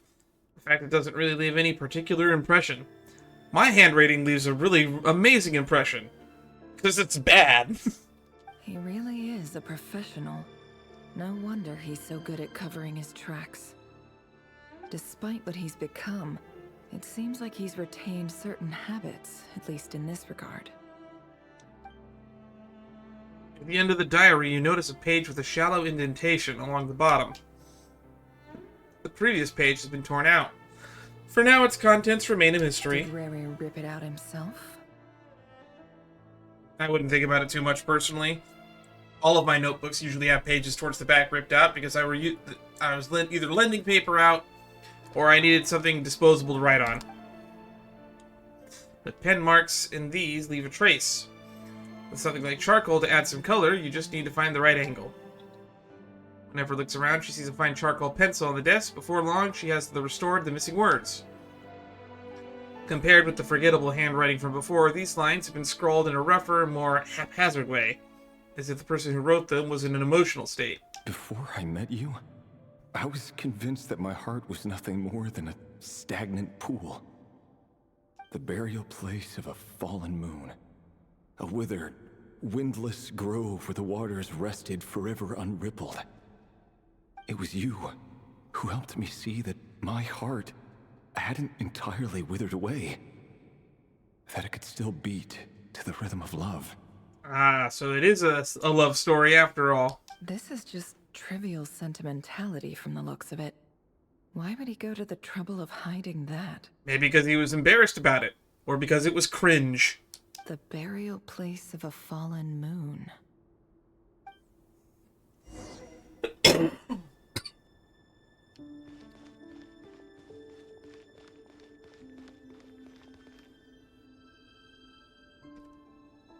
Rerir, over here. Dainsleif! Oh, he looks very different. Dane! Oh, and, Vedafin here? What a surprise to see you here, sir. Sir! Hello there, Rerir. You need not address me so formally outside. Are we gonna get to see what he looks like? He doesn't get that much free time, so I invited him over for a drink. Even the court prophet deserves a break every now and then, right? Well, I'm flattered. So, what are we discussing today? Hey, don't look at me. As far as I see it, we don't need an excuse to have a few drinks. So what was the purpose of this meeting then? Come on, don't give us that. Didn't you say you were about to pop the big question? How's that coming along? Who'd have thought the great Twilight Sword was an even greater gossip? I just didn't expect you to be the first one to settle down and get married, that's all. Ah, my ass is getting sore from sitting for so long. I've basically been sitting here since about 8:30. What time is it now? I don't know, I left my watch over the nightstand behind me. Yeah. If you told me that a few years ago, I wouldn't have believed you either. So, are you planning to come clean about your job then?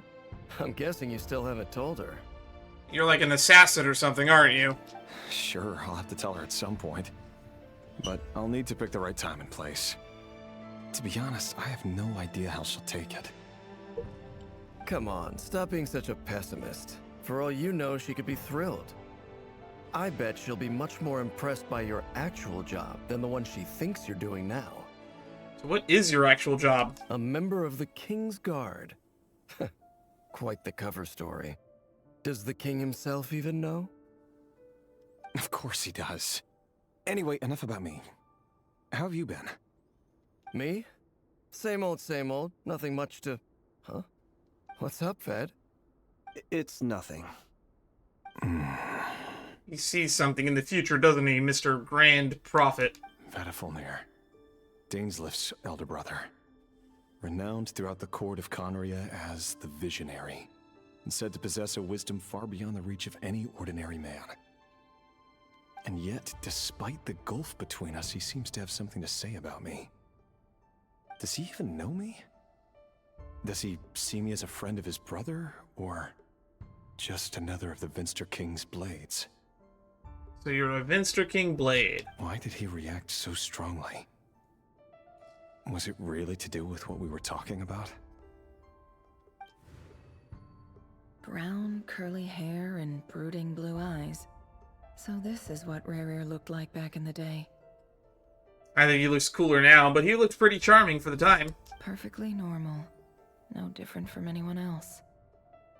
As frightening as this monster is in the present, there's something even more unsettling about seeing the human he used to be.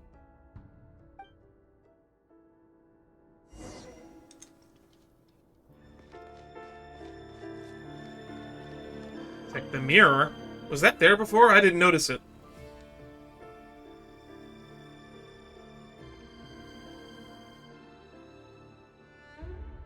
Oh, that's someone important. Philindus? You're back early? Our equipment's being serviced today, so I got off earlier than usual.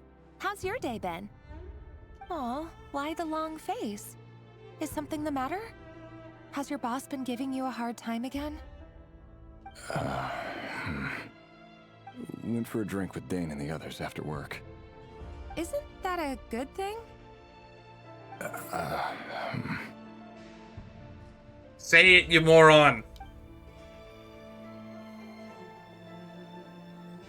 Vetter showed up today, too. You know, Dainsleif's older brother. Ah, Mr. Vedifilnir. Yes, I've heard of him. They say that everything he says ends up coming true. Oh no, he said something bad, didn't he? He overheard Dainsleif mention that I'd recently proposed, and seemed to have an issue with it. But when I asked what it was, he kept it to himself. So, you're worried? You could be such a child sometimes, Rerir. That mirror does not look natural in the corner, since it's only reflecting them and not the ground of the room that they're on. We're nobodies. Why would the visionary be concerned about us? I'm sure someone in his position has much bigger fish to fry. Maybe he saw something bad happening to us. Maybe you're right. No, I think you should think about this a little bit longer. You worry too much, Rerir. We've been together for ages now, and everything's been going so well, has it not? You've even proposed to me. So, you do remember. Tell me then. What's your answer? Like I said, I need some time to decide. You can't just rush into things like this. We may be nobodies in the grand scheme of things, but if we want things to work out, we've still got to plan ahead. Remind me that when I eventually propose to my significant other, that I'm going to tell them, don't get an answer back to me until a year has passed, because if you still thinking about it at that point, I'll already know what your answer is. All right. I want you to think about it. Just don't keep me waiting forever. Nobodies. Sounds about right. In the eyes of people like Vedifilnir and Dainsleif, what do we matter? It's a good question. Only you can answer that. Can someone whose gaze is so fixed on a far-flung future even see the present clearly? Besides, the dynasty's fate rests with the king and his inner circle. Whatever I do, it won't make much difference. Meanwhile, every idea they come up with and every decision they make, it affects everything. These days, the king is lost in his research, and the purge of the Crimson Moon bloodline grows ever more intense. It's Arlecchino's descendants, The or opposition tried to ancestors. speak out, but nothing came of it. And I'm under no illusions as to why. Because we eliminated them and got rid of their bodies. Yeesh. A man can have 1,000 reasons to carry a sword, but there are few good excuses to use it. Yet the king has never even considered a gentler approach, and he never will. I don't think I want to live in this country. What becomes of someone who kills on another's behalf? Can he ever find true peace? He's holding the knife in the reflection.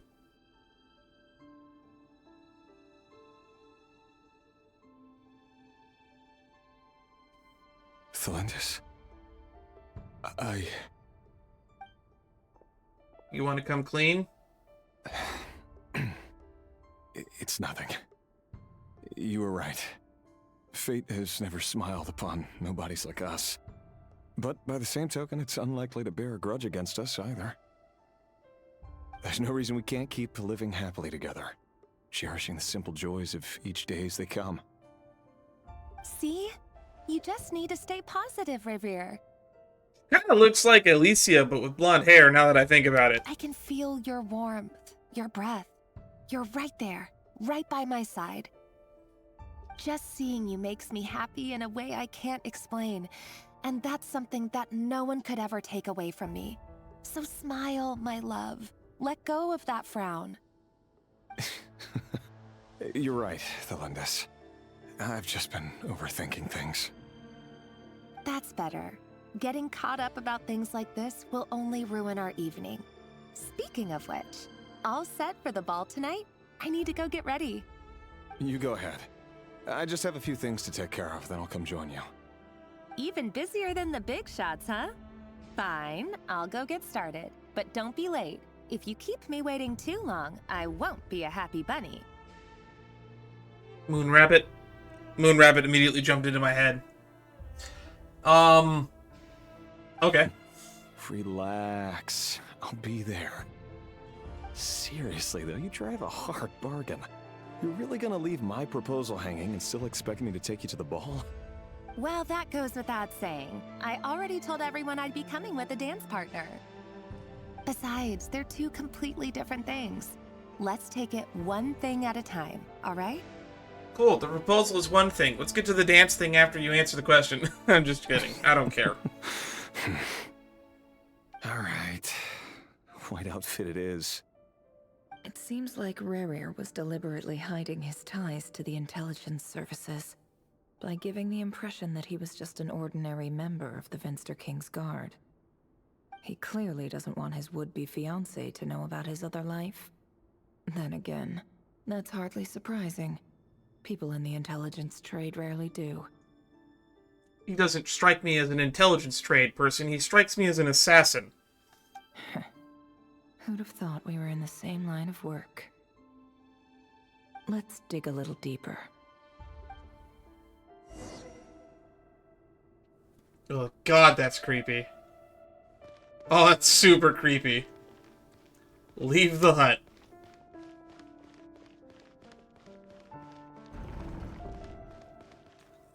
I wonder where this area Our last is. operation was a resounding success, and all thanks to you, Rerir of Solnari.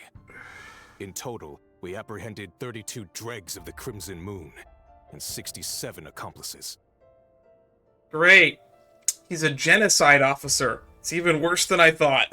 After all these years since the dynasty's fall, so many of them still linger on. Indeed, it cannot be denied.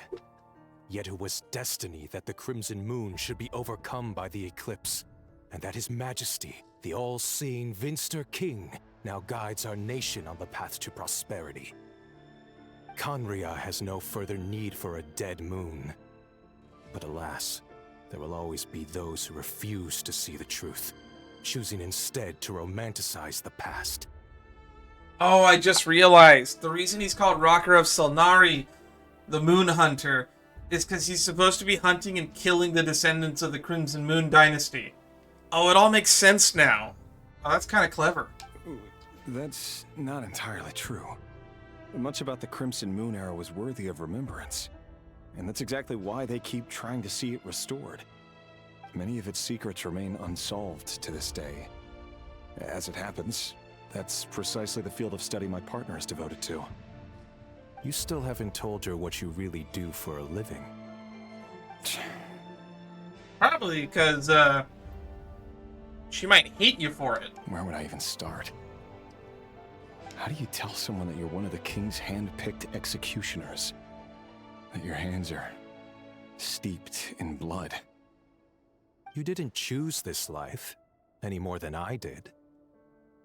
Orphans like us don't get a say. But I'll sure as heck be the one to pay for it. Great. Orphan child soldiers.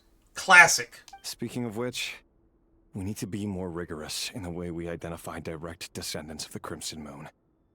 Someone, it seems, has strong opinions about my future plans. Most likely my marriage in particular. I have a feeling that we may soon become targets of the Crimson Moon's retribution. Your concerns are not unfounded. They've taken out many of our colleagues these past few years, and for that very reason. These are no helpless lambs we're leading to the slaughter. They're wolves in sheep's clothing. Take care, Rerir of Solnari.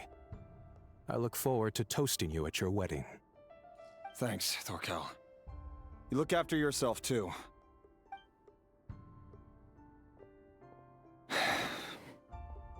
Thelindis, I never wanted to keep this from you. You're the last person I would ever want to lie to. But that's exactly why I can't tell you everything. There are things you shouldn't know. Things you cannot know. The moonlit dynasties are a thing of the past. Yet even now, with the sun shining high in the sky, there are those who would call forth a dead moon's ghost. Could that be why Vedalfnir held back? Or was it because of some court secret he's not at liberty to share? Man, people who see the future are kind of annoying dickheads, too. I have to get a clear answer from him. No matter what happens, I will protect the Lindis. Rerir seems to be very concerned by Vedalfnir's reaction. Do you not know who Vedalfnir is, Nefer? Vedalfnir and Dainsleif, the Visionary and Twilight Sword. So that's what they were really like. Were, you say? Those two are still around today. I've investigated this whole area now. There doesn't seem to be any other memories here. Should I try somewhere else? Wait a second. What's this black smoke? That's not good. Shouldn't you know? This is your weird ritualistic memory delving method.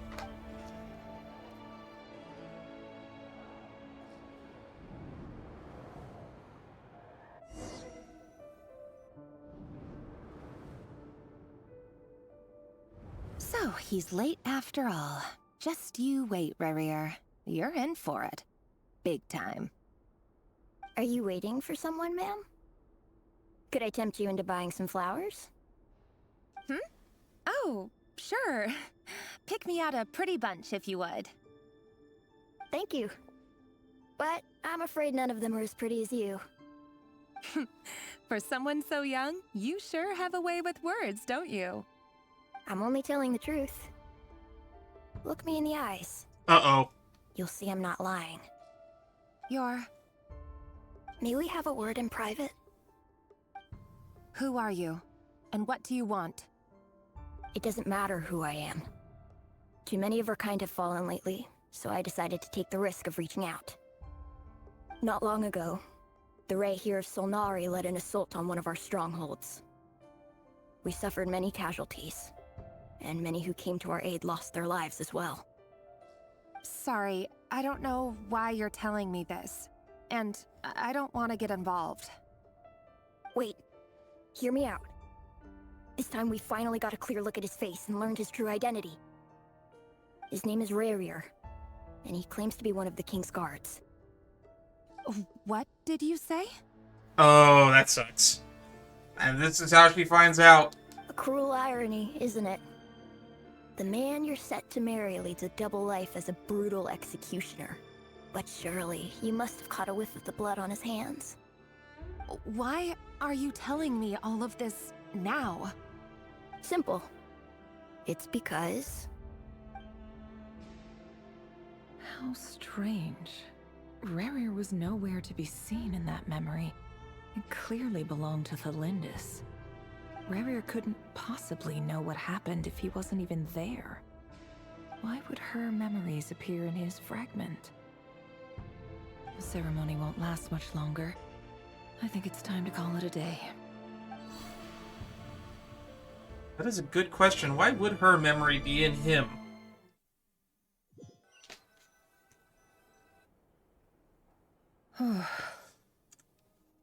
So that was your doing? Did you just pull us inside Rerir's fragment to spy directly on his memories? Any more questions, and I'll have to start charging. I had no idea you could do that, boss! Seriously, that was amazing! We're not worthy. We're not worthy. Not worthy. I gotta admit, though, I'm itching to see what happens next. Feels like we barely scratched the surface. I'm just as curious as you are, but the ceremony only allows for limited time inside. That's all we can see for now. Luckily, we managed to learn quite a lot. So far, so good. I just hope the others are doing okay too. Yeah, about that. Especially the group with the Traveler. Their mission is a risky one. Let's hope it's all going smoothly. Full-on war at the Experimental Design Bureau, so probably not. If you're worried about them, go see how they're doing. If I know Boss, she's gonna need some time to write up all the details and make sure it's all coherent. I'll stay behind to lend a hand, but feel free to head back and meet up with the others. Ooh. Thunderclap Reef. Of the little drawing in the corner.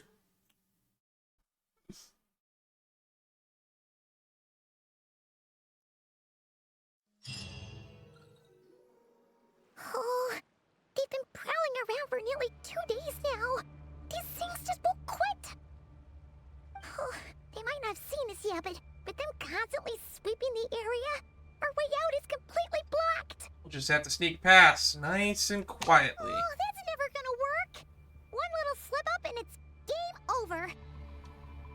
If they spot us, they'll run straight back to Rerir. And once he knows we're here, it won't be long before he's breathing down our necks again. Be that as it may, we still have to try. Oh, guess you're right. All right, time to zip it.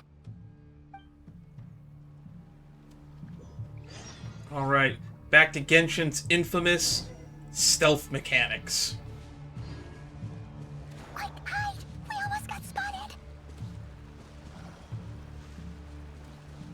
Phew, that was a close call.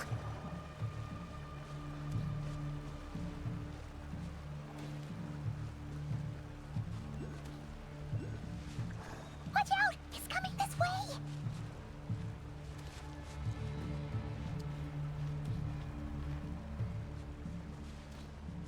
Keep going. We're nearly there. This is the final hurdle. Jeez, Paimon, you're making me nervous. Oh, there's no end to these things. Can't keep going like this. Surely there must be another way out.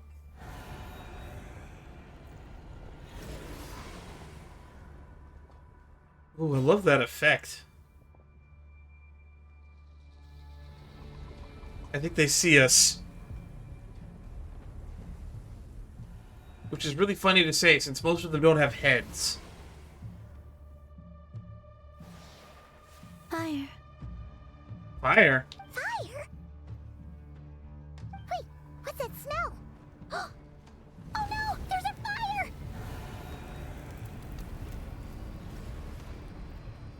Is it Arlecchino? Is Arlecchino here to save the day?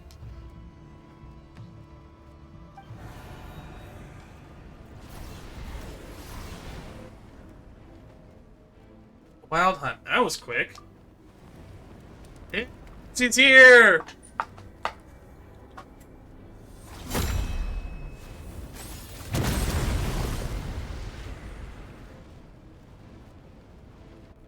God, she's scary powerful. And Sandrone was right. You look weak, Columbina. And supposedly, she's weaker than Columbina. The old you would never have let such lowly creatures bar your way. Word has it that you did something for the Tsaritsa, and that's why you've lost most of your power. Freedom comes at a heavy price, doesn't it? It's Arlecchino! You came! Hello again, Columbina. And greetings, guests of the House of the Hearth. It's been a while, Arlecchino. Alright, now we gotta give her the thingy. Oh! Oh, we're cutting back to Sandrone.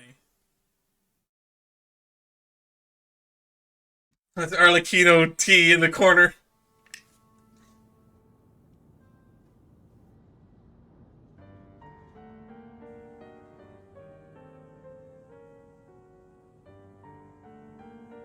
Stupid Rerir of stupid Solnari. Ugh, whatever. I've got all the data I need. Next time we meet, you're finished. Let's go number 1.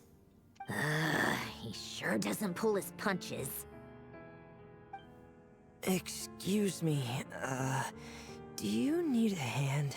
Who's saying that? You can do me a favor by staying out of my way. Can't you see I'm busy?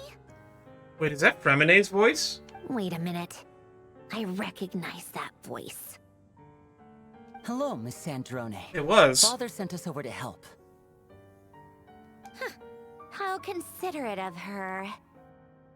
Hey, Fremine, get over here and help me fix this. Lenny, you do your thing. Just keep your sister away from my machines. Oh, that's right. Machines seem to be allergic to her. She touched it and it broke. Nearly every machine that cat girl touches ends up going haywire. Go put her on cleaning duty or something.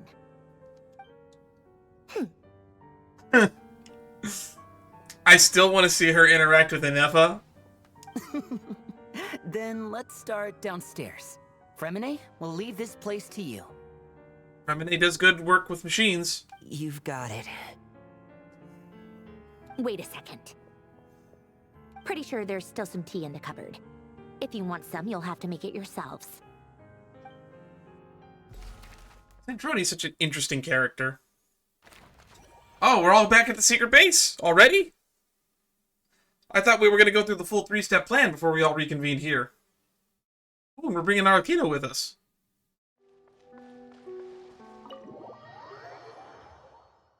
I'm surprised it didn't just teleport us in here.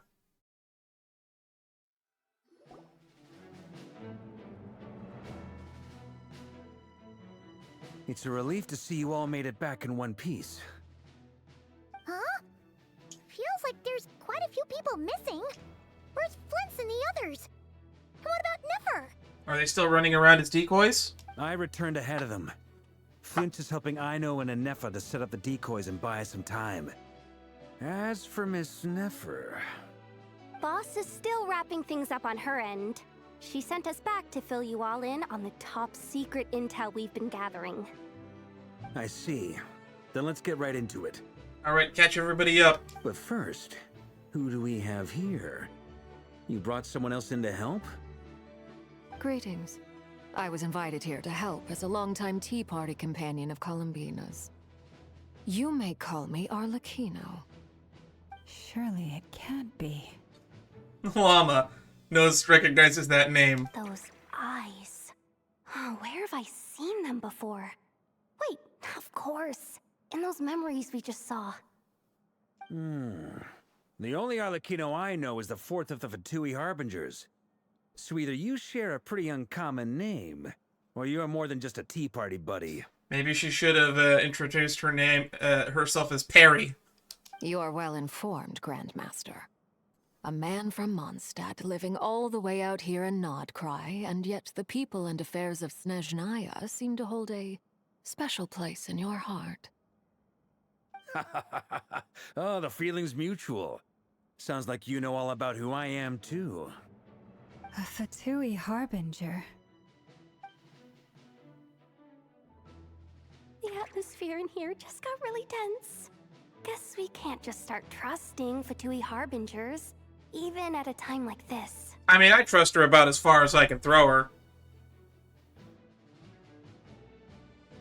Well, sounds like my phone's going off in the corner. I must admit, though, I'm a little curious. Seeing as the moon goddess no longer belongs to the Fatui, what makes you so willing to put your neck on the line here? Nor does Nodcry belong to Mondstadt, Mr. Varka. Yet still, you're fighting for it all the same. Things don't always have to have a tangible payoff. Sometimes, stopping things from spiraling out of control is a higher priority than chasing the spoils of victory. Well spoken. Of course, I can't say there's nothing in it for me at all. But that's between Columbina and myself. Arlecchino was instrumental in helping us save the whole of Fontaine. I'm confident that we can trust her. Forgive me. I don't mean to doubt you. It's just that the Fatui really have been the source of many of our troubles. We have our own way of doing things here in Nodcry. But ever since they arrived, the Fatui have treated us with nothing but hostility. This is effectively, what's his name? Dottores, the one mostly in charge here, I assume. I know there's been a lot of bad blood between us in the past. I've done my utmost to avoid friction whenever I could. But sometimes fundamental conflicts of interest simply can't be settled amicably. That's why I'm here solely in a personal capacity. This has nothing to do with the Fatui. As a gesture of good faith, I'll be frank. I can help Columbina track down the iridescent moon's marrow, which will help her restore more of her power. Anyway, what else is on the agenda? Let's begin. She says she'll be frank, then completely skips over the details. Looks like she doesn't want to give away too many secrets after all. Well, at least we're finally getting more Crimson Moon lore. Because it was really, really left wide open with a bunch of question marks all the way back in 4.5. But she clearly wants to change the subject. It'd be awkward if I tried to bring it up again now. I guess we'll just have to go along with it. She's the fourth of the Fatui Harbingers after all. One look and you can tell she's not someone you'd want to mess with. Yehuda, I think she's making eye contact with you.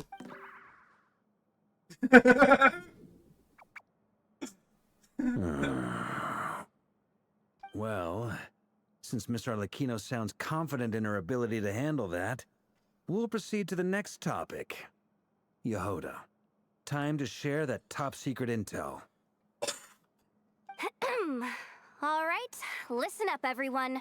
First, we now know that Rerir was originally a Conrian secret agent whose primary mission was to hunt down and assassinate the so-called Dregs of the Crimson Moon.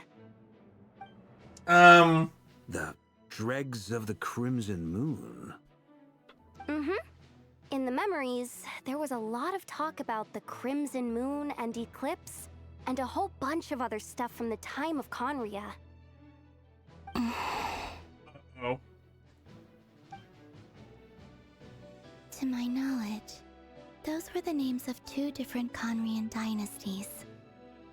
Long, long ago, it is said that the people of Conria worshipped the Crimson Moon, drawing a mysterious power from its reflection. But one day, a coup saw the Crimson Moon eclipsed, hence the name of the new dynasty that replaced it, and how it became the new emblem of Conria. Still, long after the Crimson Moon dynasty had fallen, the last ruler of the Eclipse dynasty, the Vinster King, still coveted the secrets it left behind. So, he sent the Rerir of Solnari to secretly hunt down the Crimson Moon's few remaining followers. In those days, Rerir showed no signs of madness. In fact, he was as normal as any other person.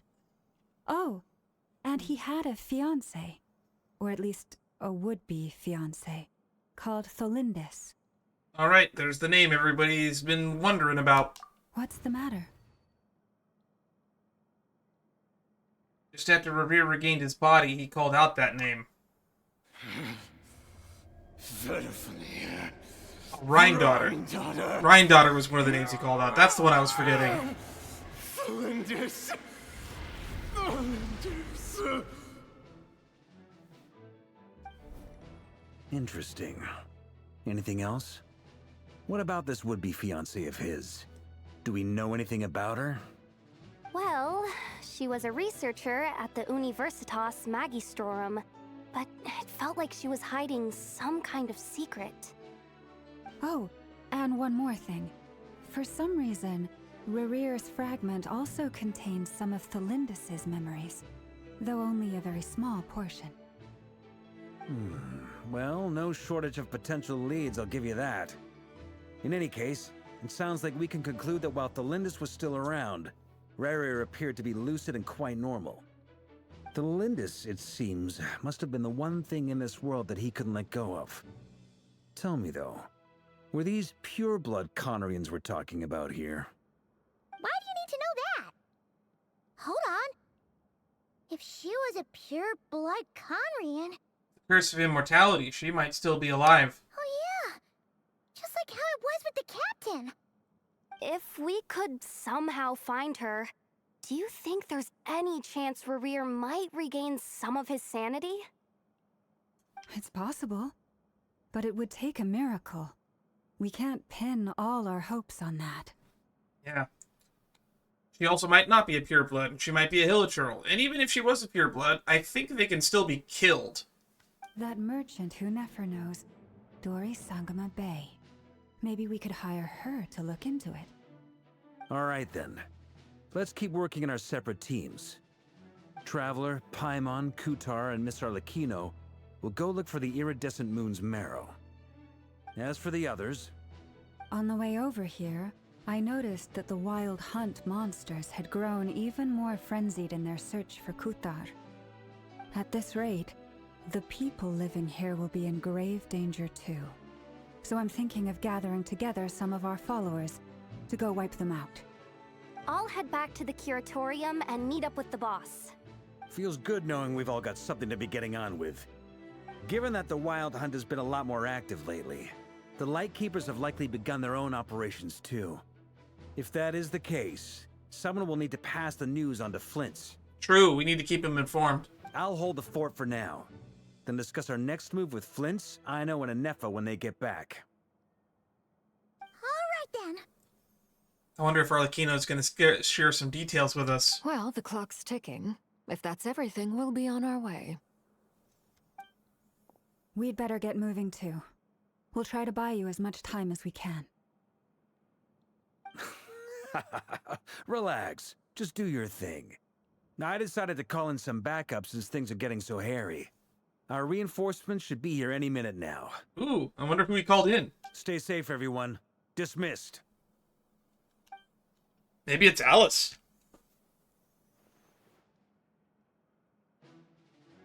He's still waiting.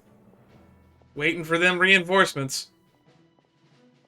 Any minute now is starting to seem like several minutes. We're back. Did we get here a little early? Or a little late? A tad late. The others have already set off. To summarize, our resident moon goddess has found us a new ally, and Boss Nefer has uncovered some promising info. Everything going smoothly on your end? Not great. I don't know how long we can stall them for.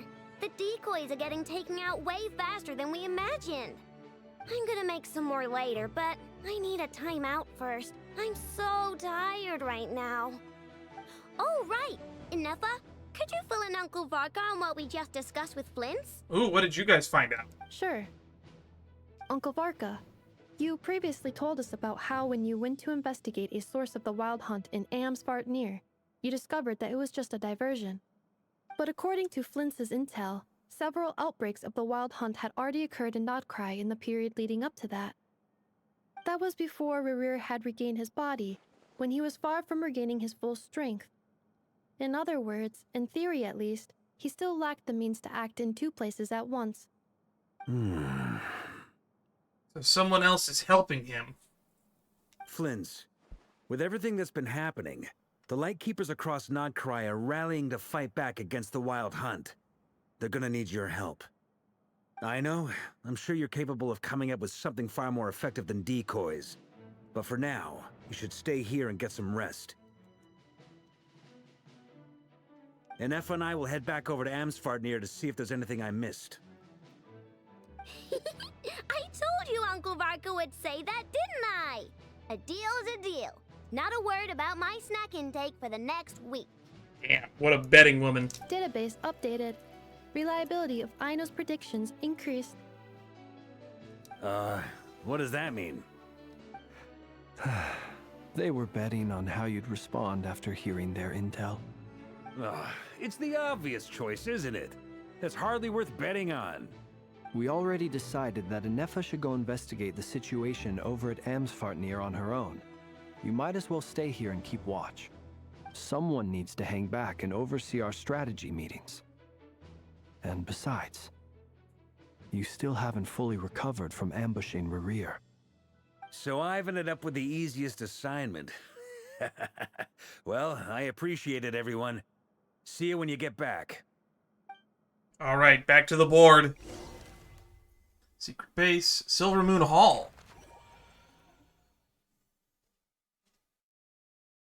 Scary Arlecchino drinking tea.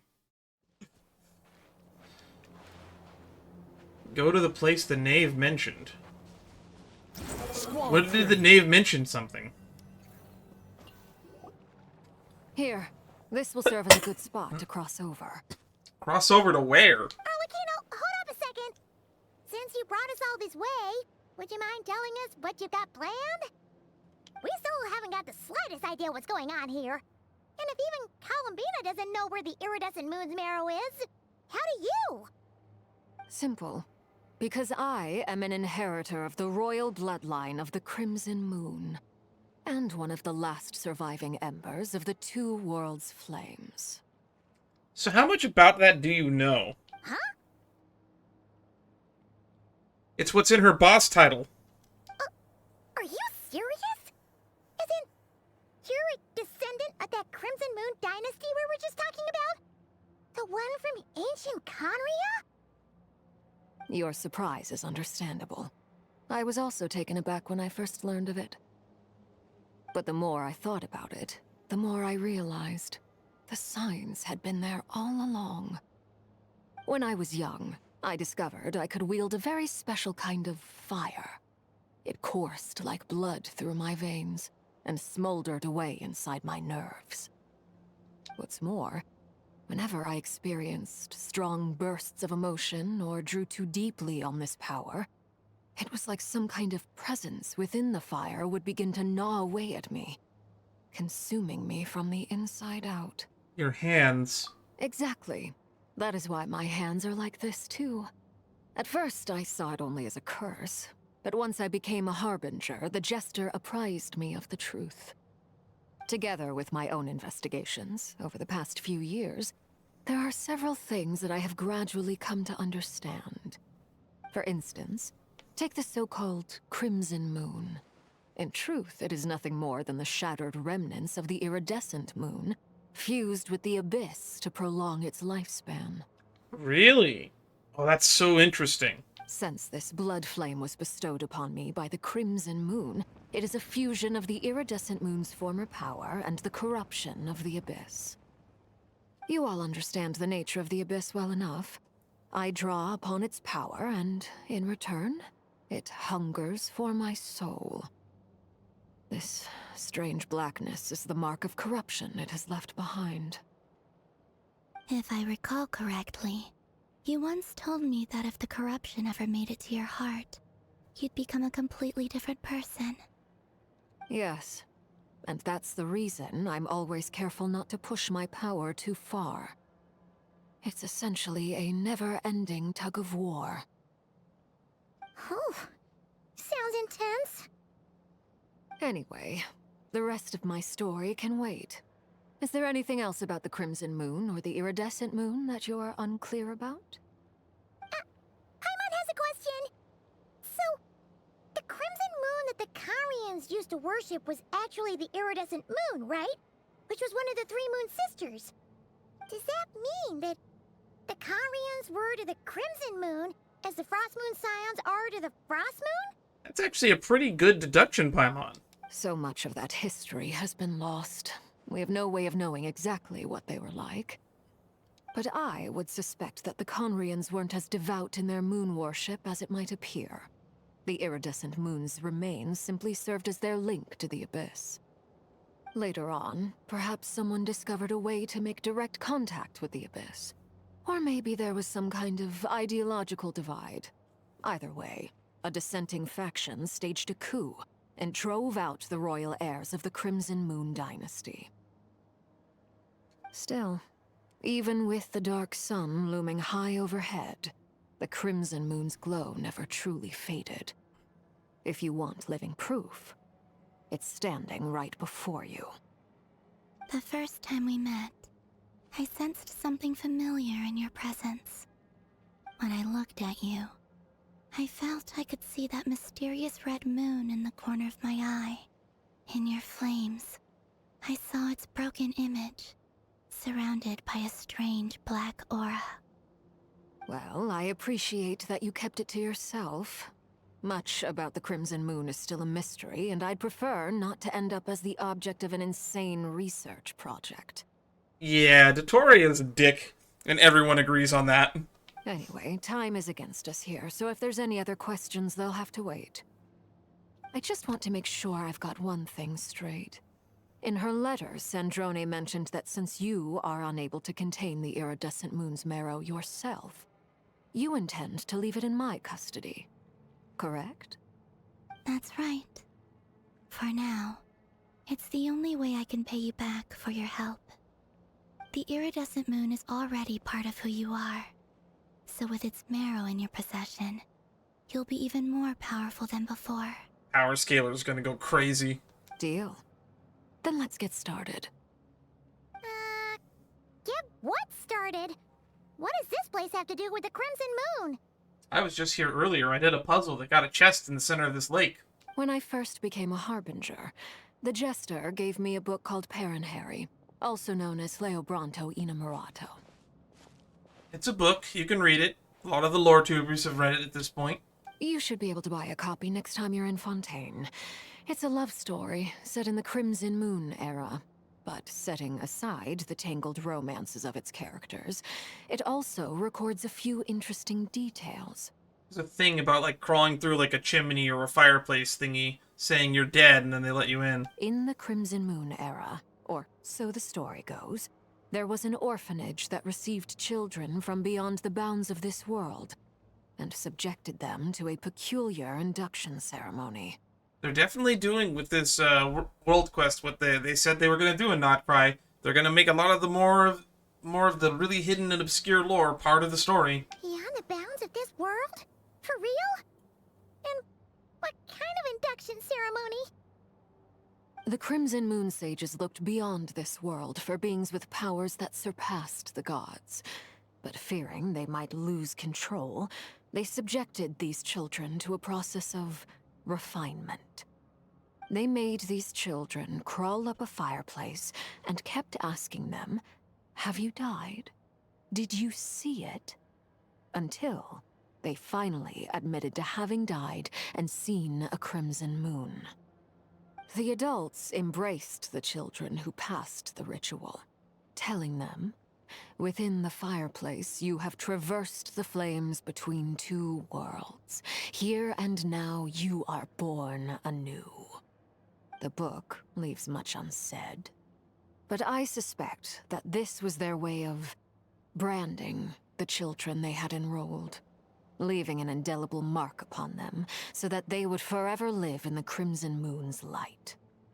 That explains why I can't sense the Crimson Moon's marrow in this world. It makes sense that it would be sealed in a special space that can only be accessed temporarily through some kind of ritual. But there's no fireplace here. Do you see a chimney anywhere? Oh, are we supposed to build it ourselves? Okay, fine. Fine, we'll get some bricks. Let's hit the bricks. That won't be necessary. The fireplace is purely symbolic. The key to the ritual is crossing the flames between two worlds. In other words, the flames that burn within me. Those burned away by such flames leave behind a kind of ghostly afterimage in the world. In the days of Conria, people believed they could be used to bridge the gap between the two worlds of life and death. In short, I can open a passage to that space for you. That's the easy part. We have to die, don't we? The catch is I'll need to stay on this side to keep the passage open. So I won't be able to come with you. Once you're inside, you'll have to find your own way. Understood. Very well. Then I'll open it up. Traveler, spare me a little more moonlight if you would. I may need it. I don't think you may need it. I think you will need it. Also like that we can see the summer event island from Natland in the distance. Thank you. I feel like I've recovered some of my strength now. It should be enough to move us across short distances and confront whatever dangers might await. Alright, Perry. Show us what you got. Mistress of the seven hues of ages past, great mother of the present, crimson-clad sovereign of the two realms. By fire severed, by fire renewed. I offer myself now and beseech your descent. This is ominous as all hell.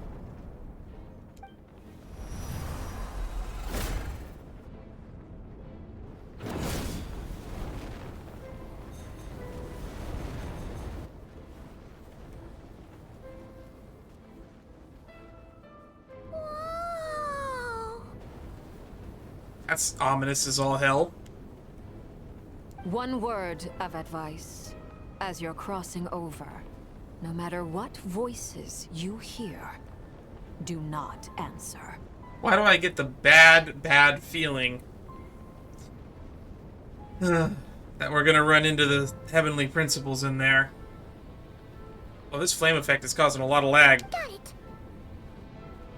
I sense a sinister gloom inside, but also the familiar light of the moon.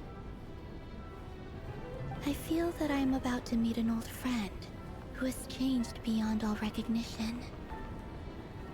All right, let's go. This is scary as all hell. What was that What was that achievement we just got? It looked ominous.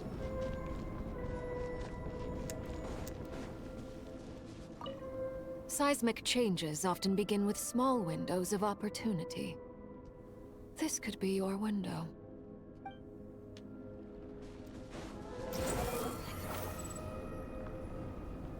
Alright. Enter the space where the Crimson Moon is.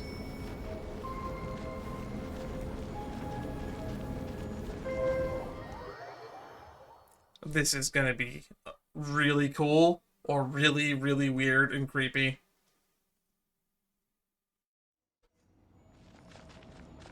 I sense your presence and crave you death and rebirth. Wait,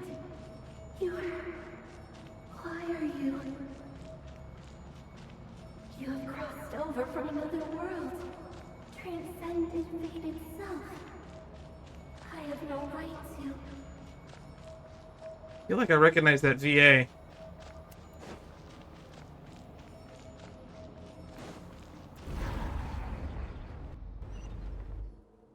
Hey! Look up at the sky! A red moon!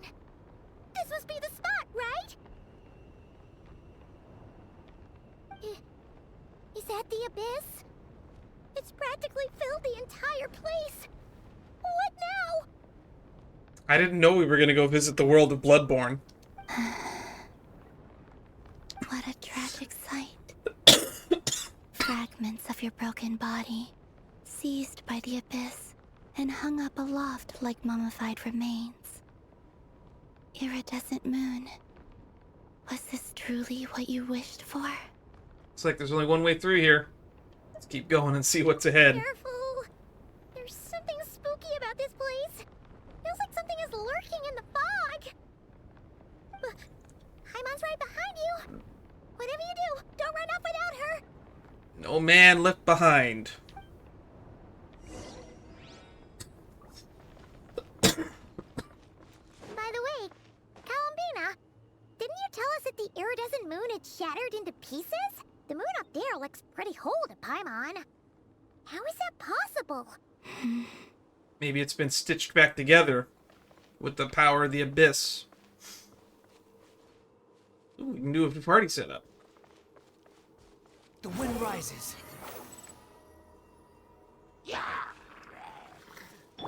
Let's get it off!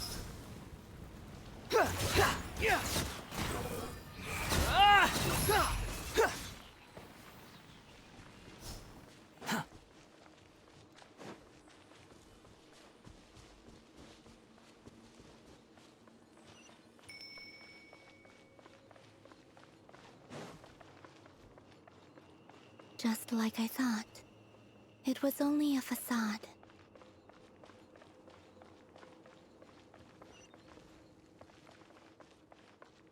Can I get by without fighting any of these guys? Guess that's a yes.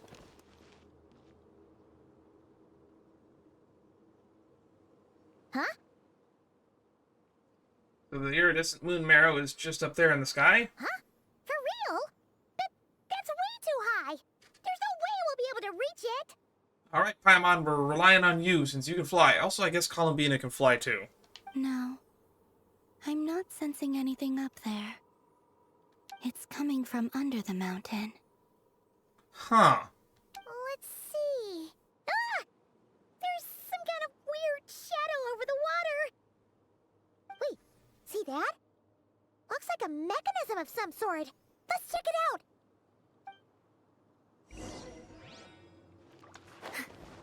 Ah! Another sheer fall. Hmm. Looks like a device from the time of Kyria. Maybe people once came here to study the Crimson Moon's domain, and they left this behind. Oh, if we can activate it, we might find some clues.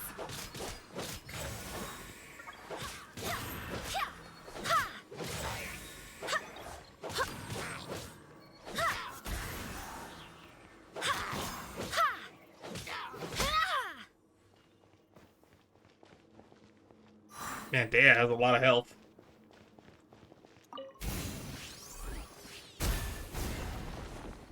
Oh, that looked promising.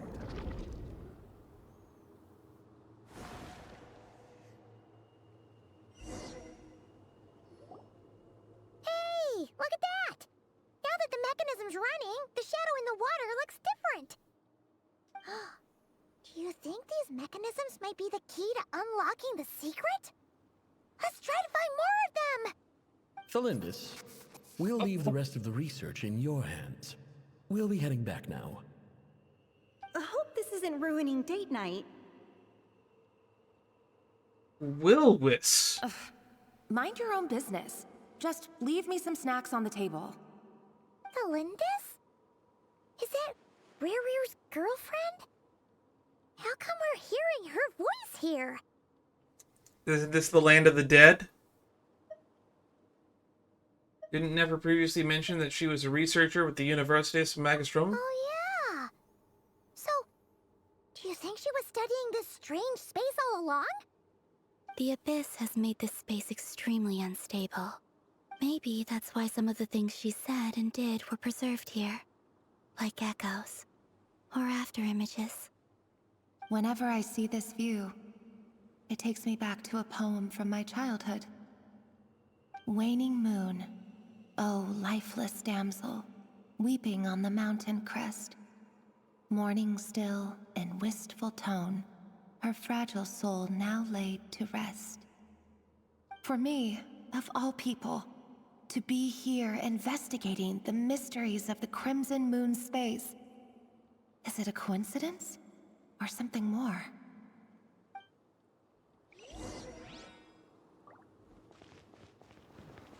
Oh, looks like the Abyss has messed up this mechanism.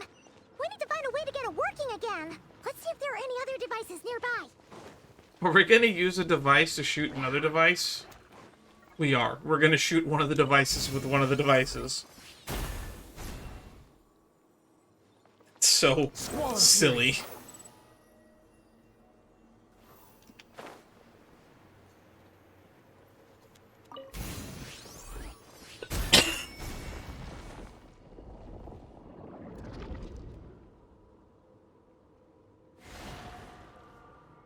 Oh, there's a moon reflected in the water. I see. So the moon marrow, or rather the power of the 3 moons, is the key to unlocking... That's not nice. Don't edit out words. Really does exist. Then maybe this madness can finally be put to an end. What could she possibly be saying? The wind rises. I wonder if I could touch this purple water.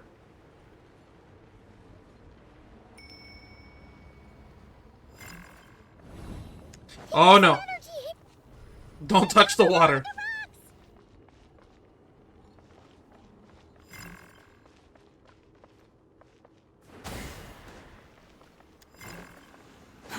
Too slow. Why couldn't we just purify the other one? Why did we have to shoot the other one?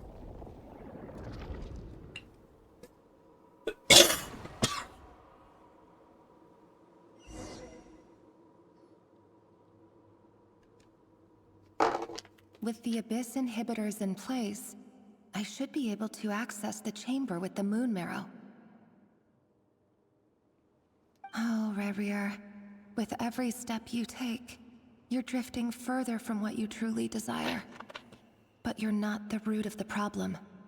Ever since that outsider set foot in Conria, the Vinster King has sunken deeper into madness.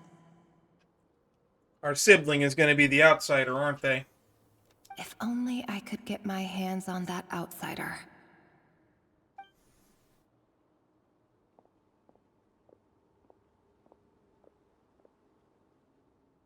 Hey look!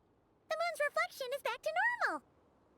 Elendis' voice mentioned a chamber with the moon marrow. Do you think maybe it's hidden in the moon's reflection? Probably. It must be. For within it, I sense the fragile aura of a dying soul. Then there's no time to lose! Let's go! Behold! Huh.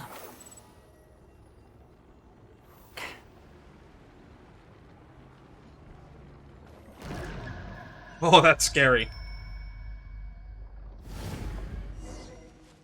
Everlasting as the moon. These things are so creepy! Looks like we'll have to destroy them if we want to get to the iridescent moon's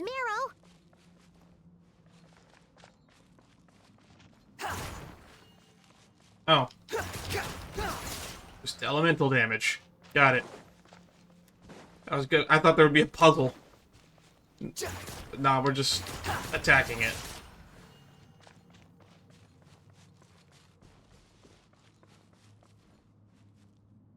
This reminds me of the boss battle place we went at the end of the Aranara quest. That must be the iridescent moon's marrow! Oh, but we'll need to destroy these things before we can reach it!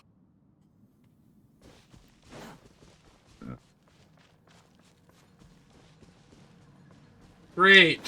I hate these enemies. Dare to mess with me? Have fun with this gift! Buckle up! Wind, hear me!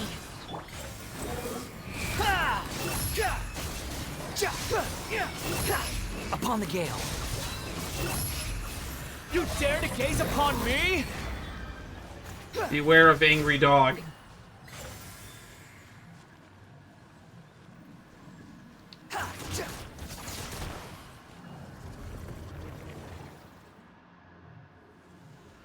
What you hang in there! We're so close!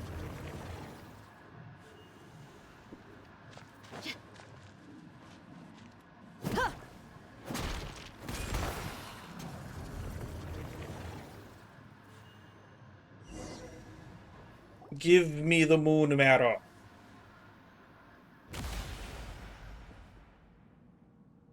Well, that definitely looks really abyssally corrupted.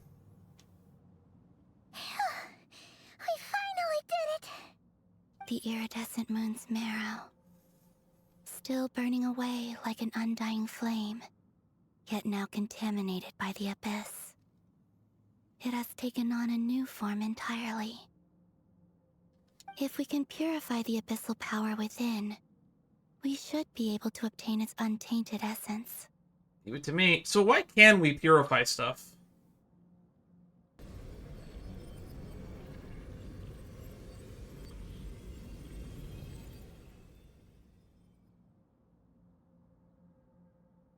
It doesn't look that much better.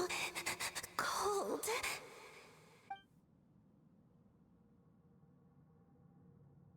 Is it you? Are you here? Who's talking? Huh? Are you talking to us? At long last, I can see you once more. Our fates have crossed, and I am finally free. I'm sorry, I lied to you. Even knowing what was to come, I still couldn't let go of the fear in my heart as death drew near. The moment the moon shattered, my body began to split apart piece by piece. Like I was being cut into pieces by 1,000 blunt blades. My thoughts scattered as the cold crept in. But I could not bear to fade away like that. That sounds horrifying. Getting cut with a dull blade sounds awful. Tell me, What was it that brought you to us? All that time ago? If only I had possessed your courage, then I might have been spared this torment, more painful than death. You look so puzzled. That's how I felt too, when I first saw you. But trust me when I say that everything happens for a reason.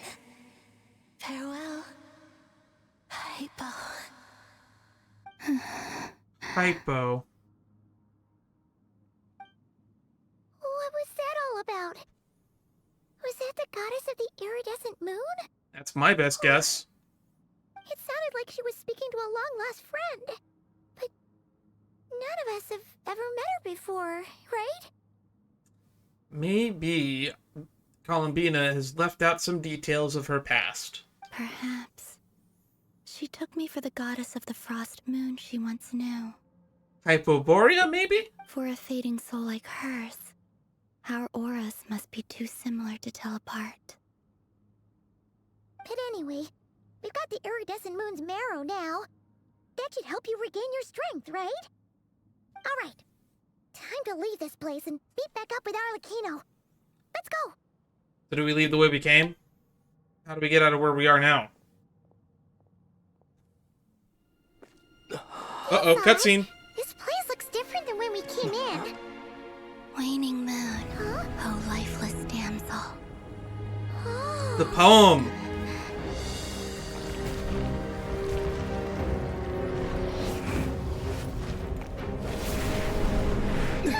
Hurry! The place is collapsing!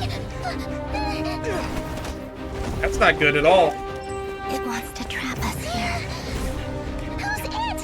The abyss? Now we've taken the moon marrow. All that's left here is a dark will. It will Who's show dark us no will? mercy.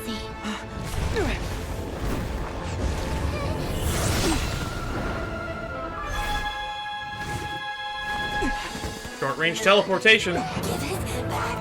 The crimson moons. My marrow. My heart. Who is talking right now?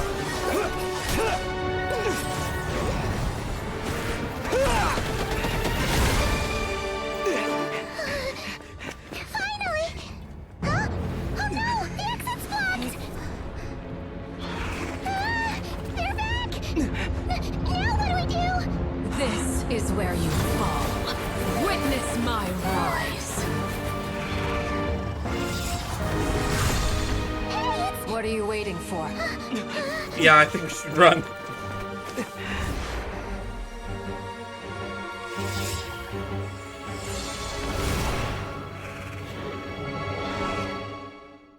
She used her ult line. We made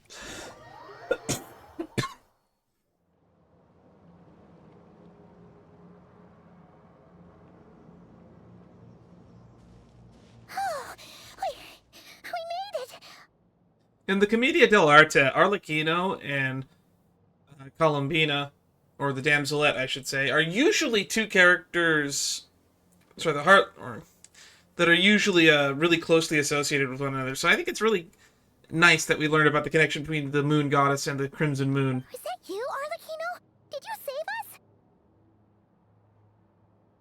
Wait, your hands! They're... Oh, this? Don't worry. It's a small price to pay. They're on fire. The Abyss wanted to trap you inside, and I defied its will by bringing you out. No wonder it's a little angry. Anything I can do in return? If I can purify abyssal power, then maybe. No. I have paid the price, albeit a small one, and it cannot be undone. My hands have already fused with the Abyss. Purification would simply destroy whatever's left of them. But surely... Oh... We're so sorry, Arlecchino. Paimon can't believe you'd make a sacrifice like this for us. As much as I'd like to call it a favor, the truth is I was simply holding up my end of the deal. Well... So pragmatic. Paulina. Yes, you did your part. And as promised, I will leave the iridescent moon's marrow in your care. From this day forth, may the two worlds' flames burn ever more brightly. So now can we explain the weird Raiden Shogun connection to the Baleful Moon? So what's going on with the Baleful Moon? I'll take that as a blessing. Now, Columbina, give me your hand. Accept this moonlight I offer in return. Oh, look, her hand isn't burning anymore.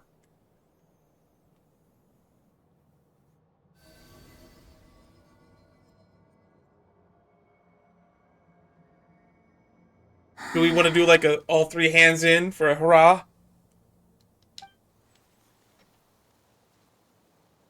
Ooh, the flowers are growing. Feeling stronger? Oh, hey, Columbina, are you okay?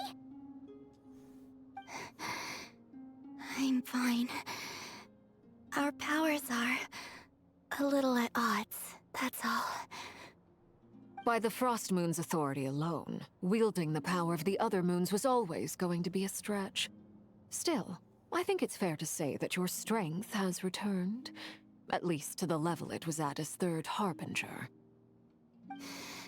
It's still not enough. There's no way I can hope to challenge Rerir like this. But how much stronger did you get, by the way, Arlecano? Because that's a good question. Just one more ray of moonlight, if you would. Don't push yourself too hard. It's okay. I can take it. And that voice line's gonna get taken out of context.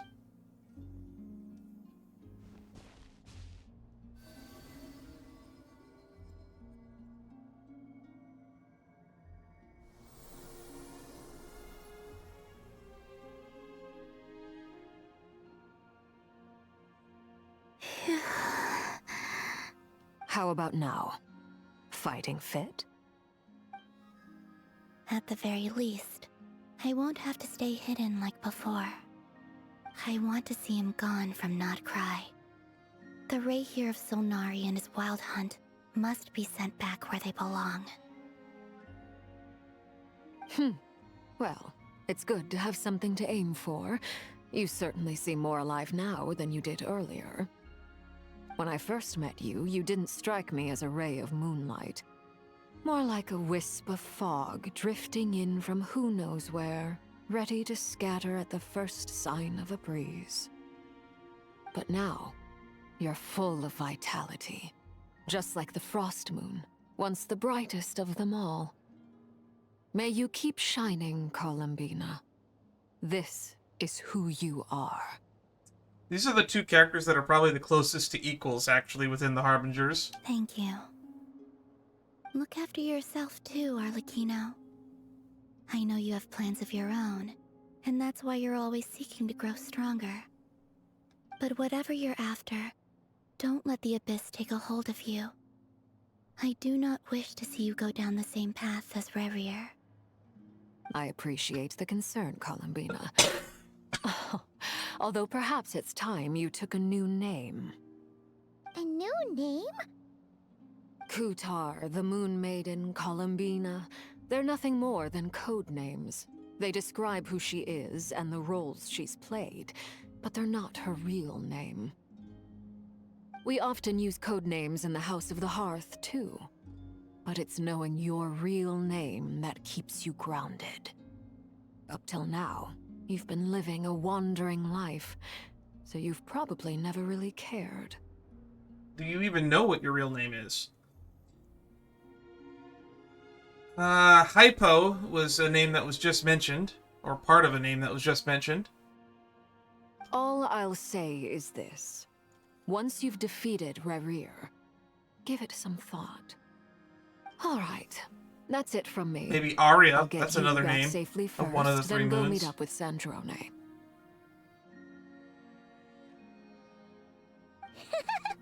You're the best! Let us know next time you need a hand. We'll be sure to return the favor. I appreciate the gesture. It speaks to your good character. Anyway, let's get going. There are more urgent things to do right now than trade compliments. That's the end of Act 3.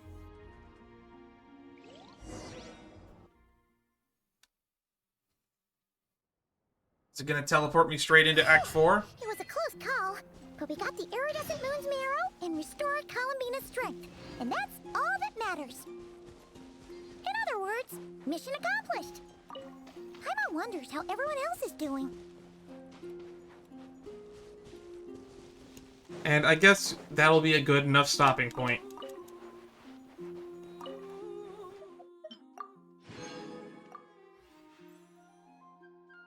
Next up, Act 4. But I will save Act 4 for tomorrow's stream. Tomorrow's stream will probably be late in the afternoon. I do plan on putting up some of the more recent content onto the channel.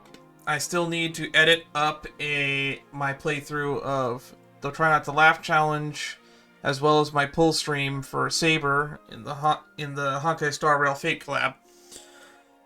But that's all content that you'll see uploaded probably within a week. As for when I get around to editing these, I have no clue.